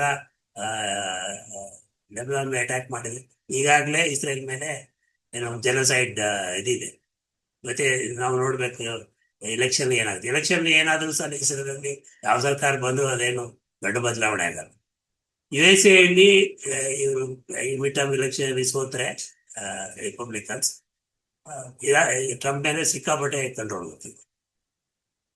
ಸೊ ಆ ಯುದ್ಧ ಅಂತೂ ಮಾಡೋಕ್ಕಾಗಲ್ಲ. ಯುದ್ಧ ಮಾಡಿದ್ರೆ ಇನ್ನೇನು ಮಾಡ್ತಿದ್ದಾರೆ? ಇಸ್ ದ ಬೆಸ್ಟ್ ಅಗ್ರಿಮೆಂಟ್ ಆ ರೀತಿಯಲ್ಲಿ. ಬಟ್ ಅದ್ರ ಮಧ್ಯೆ ನಿಂತರೆ ನಾ ಹೇಳಿದಾಗ ಕೆಲವು ಇಂಪ್ಲಿಮೆಂಟ್ ಆಗಿದೆ, ಕೆಲವು ಇಂಪ್ಲಿಮೆಂಟ್ ಆಗಲ್ಲ. ನಿಧಾನಿಗೆ ಲಾಸ್ ಆಗುವಂಥದ್ದು ಏನಿಲ್ಲ. ಅವ್ರಿಗೂ ಜನಸಂಖ್ಯೆ ಅವ್ರ ಕೈಯಲ್ಲಿರುವವರೆಗೆ ಮುಂದೇನೂ ಇದನ್ನು ಮಾತುಕತೆ ಮಾಡಬೇಕು. ಈಗ ಭಾರತ ಸೇರಿದಂತೆ ಇತರೆ ರಾಷ್ಟ್ರಗಳು ಇರಾನ್ನಿಂದ ಬೇರೆ ಬೇರೆ ಪ್ರದೇಶದಿಂದ ತೈಲವನ್ನು ಮತ್ತು ಗ್ಯಾಸನ್ನು ಆಮದು ಮಾಡ್ಕೊಳ್ತಾ ಇದ್ದಾವೆ. ಸೊ ಈ ಒಪ್ಪಂದ ಭಾರತ ದೇಶ ಸೇರಿದಂತೆ ಇತರೆ ರಾಷ್ಟ್ರಗಳ ಬವಣೆಯನ್ನ ಕೊನೆಗೊಳಿಸುತ್ತಾ, ನೀಗಿಸುತ್ತಾ, ಏನೊಂದು ಆಶಾದಾಯಕವಾಗಿ ಇಟ್ಕೊಳ್ಬಹುದಾ ನಾವು ಅಂತ? ಇಮಿಡಿಯೇಟ್ ಆಗಿ ಏನೂ ಆಗಲ್ಲ. ಯಾಕಂದ್ರೆ ಈ ಸಾಗಾಣಿಕೆ ಶುರುವಾಗಿ ಖಂಡಿತ ಒಂದು ತರದ ರಿಲೀಫ್ ಸಿಗ್ತದೆ. ಬಟ್ ಯುದ್ಧ ಮೊದಲಿನ ಅಂತ ಬರ್ಬೇಕಾದ್ರೆ ಯಾಕೆ 2-3 ಆಗಿದೆ. ಒಂದು ಸಾಗಾಣಿಕೆಗೆ ಎಫೆಕ್ಟ್ ಆಗಿದೆ, ಮತ್ತೆ ಏನು ಉತ್ಪಾದನಾ ವ್ಯವಸ್ಥೆ ಇದೆ ಅದರ ಮೇಲೇನೆ ಅಟ್ಯಾಕ್ ಆಗಿದೆ. ಅದು ರಿಪೇರಿ ಮಾಡುವಂಥದ್ದು ಒಂದು ವರದಿ ಪ್ರಕಾರ ಕೆಲವು ಕನಿಷ್ಠ 3 ತಿಂಗಳು ತಗೊಳುತ್ತೆ ಎಲ್ಲ ನಾರ್ಮಲೈಸ್ ಆಗಿ. ಆಮೇಲೆ ಅದನ್ನು ಯಾವಾಗ ಶುರು ಮಾಡ್ತಾರೆ? ಯಾಕಂದ್ರೆ ಈ ಸರ್ಕಾರ ಈ ದೇಶ, ಪಶ್ಚಿಮ ದೇಶ ಬೇರೆ, ಇರಾನ್ ಬಿಟ್ಟು ಬೇರೆ ದೇಶಗಳೇನಿದ್ದಾವೆ ಅವರಿಗೆ ಇದು ಬೇಕಲ್ಲ, ಕಾನ್ಫಿಡೆನ್ಸ್ ಬೇಕಲ್ಲ ಆಗುತ್ತೆ ಅಂತ. ಯಾಕಂದ್ರೆ ಅದು ತೈಲ ಪಂಪ್ ಮಾಡಕ್ಕೆ ಶುರು ಮಾಡಿದ್ಮೇಲೆ ಅದು ಸಾಗಾಣಿಕೆ ಮೇಲೆ ತೊಂದರೆ ಬಂದ್ರೆ ನಿಲ್ಸೋದು ಕಷ್ಟ ಆಗುತ್ತೆ. ಅದರಿಂದಾಗಿ ಒಂದು ಸ್ವಲ್ಪ ಸ್ಟಾರ್ಟಿಂಗೇ ಲೇಟ್ ಆಗ್ಬೋದು. ಸೊ ಒಂದು ವರದಿ ಪ್ರಕಾರ 3 ತಿಂಗಳಲ್ಲಿ ಒಂದು 50% ಆಗ್ಬೋದು ಪ್ರೊಡಕ್ಷನ್ ನಾರ್ಮಲ್. ಮತ್ತೆ 6 ತಿಂಗಳಲ್ಲಿ 90% ಆಗ್ಬೋದು. 100% ಆಗ್ಲಿಕ್ಕೆ 1 ವರ್ಷ ಆಗ್ಬೋದು ಅಂತ. ಅಂದ್ರೆ ಪ್ರೊಡಕ್ಷನ್ ಫೆಸಿಲಿಟಿ ಕಂಪ್ಲೀಟ್ ಆಗಿ ನಾರ್ಮಲ್ ಆಗ್ಲಿಕ್ಕೆ. ಸೊ ಅದರಿಂದಾಗಿ ಖಂಡಿತ ಅಂದ್ರೆ ರಿಲೀಫ್ ಇರ್ತದೆ. ಬಟ್ ಯುದ್ಧ ಮೊದಲಿನ ಏನು ಇತ್ತು. But at the same time ಕೆಲವು ಆಲ್ಟರ್ನೇಟಿವ್ ಬಂದಿದೆ. ಈಗ ಇರಾನ್ ಚೈನಾಕ್ಕೆ ಇದರಲ್ಲಿ ಟ್ರೈನಲ್ಲಿ ಕಳಿಸ್ತಾ ಇದೆ ಆ ಥರ. ಮತ್ತೆ ಕೆಸ್ಪಿಯನ್ ಸಿ ಈ ಥರ ಆಲ್ಟರ್ನೇಟಿವ್ ರೂಟ್ಸ್ ಎಲ್ಲ ನೋಡ್ತಾ ಇದ್ದಾರೆ. ಸೊ ಹಾರ್ಮುಜ್ಗೂ ಲಾಂಗ್ ಟರ್ಮ್ ಅದಕ್ಕೆ ಇದು ಬರ್ತದೆ. ಬಟ್ ಈ ಮೇನ್ ಪ್ರಾಬ್ಲಮ್ ಇರೋದು ಈಗ ಹಿಂದಿನ ಎಲ್ಲಾ ತೈಲ ಏನು ಬಿಕ್ಕಟ್ಟು ಬಂದಾಗ ಪ್ರೊಡಕ್ಷನ್ ಅಲ್ಲಿ ಕಡಿಮೆ ಆಗ್ತಲ್ಲ, ಬೆಲೆಯಲ್ಲೇ ಏರ್ಪೇರ್ ಆಗುತ್ತೆ. ಸಾಗಾಣಿಕೆಯಲ್ಲಿ ಅದರ ಏನು ಫೆಸಿಲಿಟೀಸ್ ಅಲ್ಲಿ ಏರ್ಪೇರ್ ಆಗ್ತದೆ, ಪ್ರೊಡಕ್ಷನ್ ಏರ್ಪೇರ್ ಆಗಿರಲಿಲ್ಲ. ಫಸ್ಟ್ ಟೈಮ್ ಈ ತರ ಇಷ್ಟು ದೊಡ್ಡ ಮಟ್ಟದಲ್ಲಿ ಪ್ರೊಡಕ್ಷನ್ ಏರ್ಪೇರ್ ಆಗಿದೆ. ಅದರಿಂದಾಗಿ ಬಹುಶಃ ಈ ರಿಸೆಷನ್ ಏನೇನೋ ನಾವು ಅಂದ್ಕೊಂಡಿದ್ವಿ, ಯುದ್ಧ ಮುಂದುವರೆದ ಏನಾಗ್ತಿತ್ತು ಸ್ವಲ್ಪ ಮಟ್ಟಿಗೆ ಹಾಗೇ ಆಗ್ತದೆ. ಸೊ ಅದರಿಂದಾಗಿ ಕಂಪ್ಲೀಟ್ ಇರ್ಲಿಕ್ಕೆ ಸಿಗಲ್ಲ. ಬಟ್ ಖಂಡಿತ 6 ತಿಂಗಳೊಳಗಡೆ ಒಂದು ರೀತಿಯಲ್ಲಿ ಬರ್ತದೆ, 3ರಿಂದ 6 ತಿಂಗಳು. ಒಟ್ಟಾರೆ ಒಡಂಬಡಿಕೆ ಪತ್ರದ ಕುರಿತಾಗಿ ಮತ್ತೆ ಮುಂದೆ ಏನಾಗ್ಬೋದು ಏನು ಎನ್ನುವಂಥ ಎಲ್ಲ ವಿಚಾರವನ್ನು ನಮ್ಮ ಎಲ್ಲರಿಗೂ ತಿಳಿಸ್ಕೊಟ್ಟಿರ್ತಕ್ಕಂತಹ ಅಂತಾರಾಷ್ಟ್ರೀಯ ವಿಶ್ಲೇಷಕರಾಗಿರುವಂತಹ NK ವಸಂತರಾಜ್ ಅವರಿಗೆ ನಿಮ್ಮೆಲ್ಲರ ಪರವಾಗಿ ಧನ್ಯವಾದಗಳನ್ನು ಅರ್ಪಿಸ್ತಾ ಇದ್ದೇನೆ.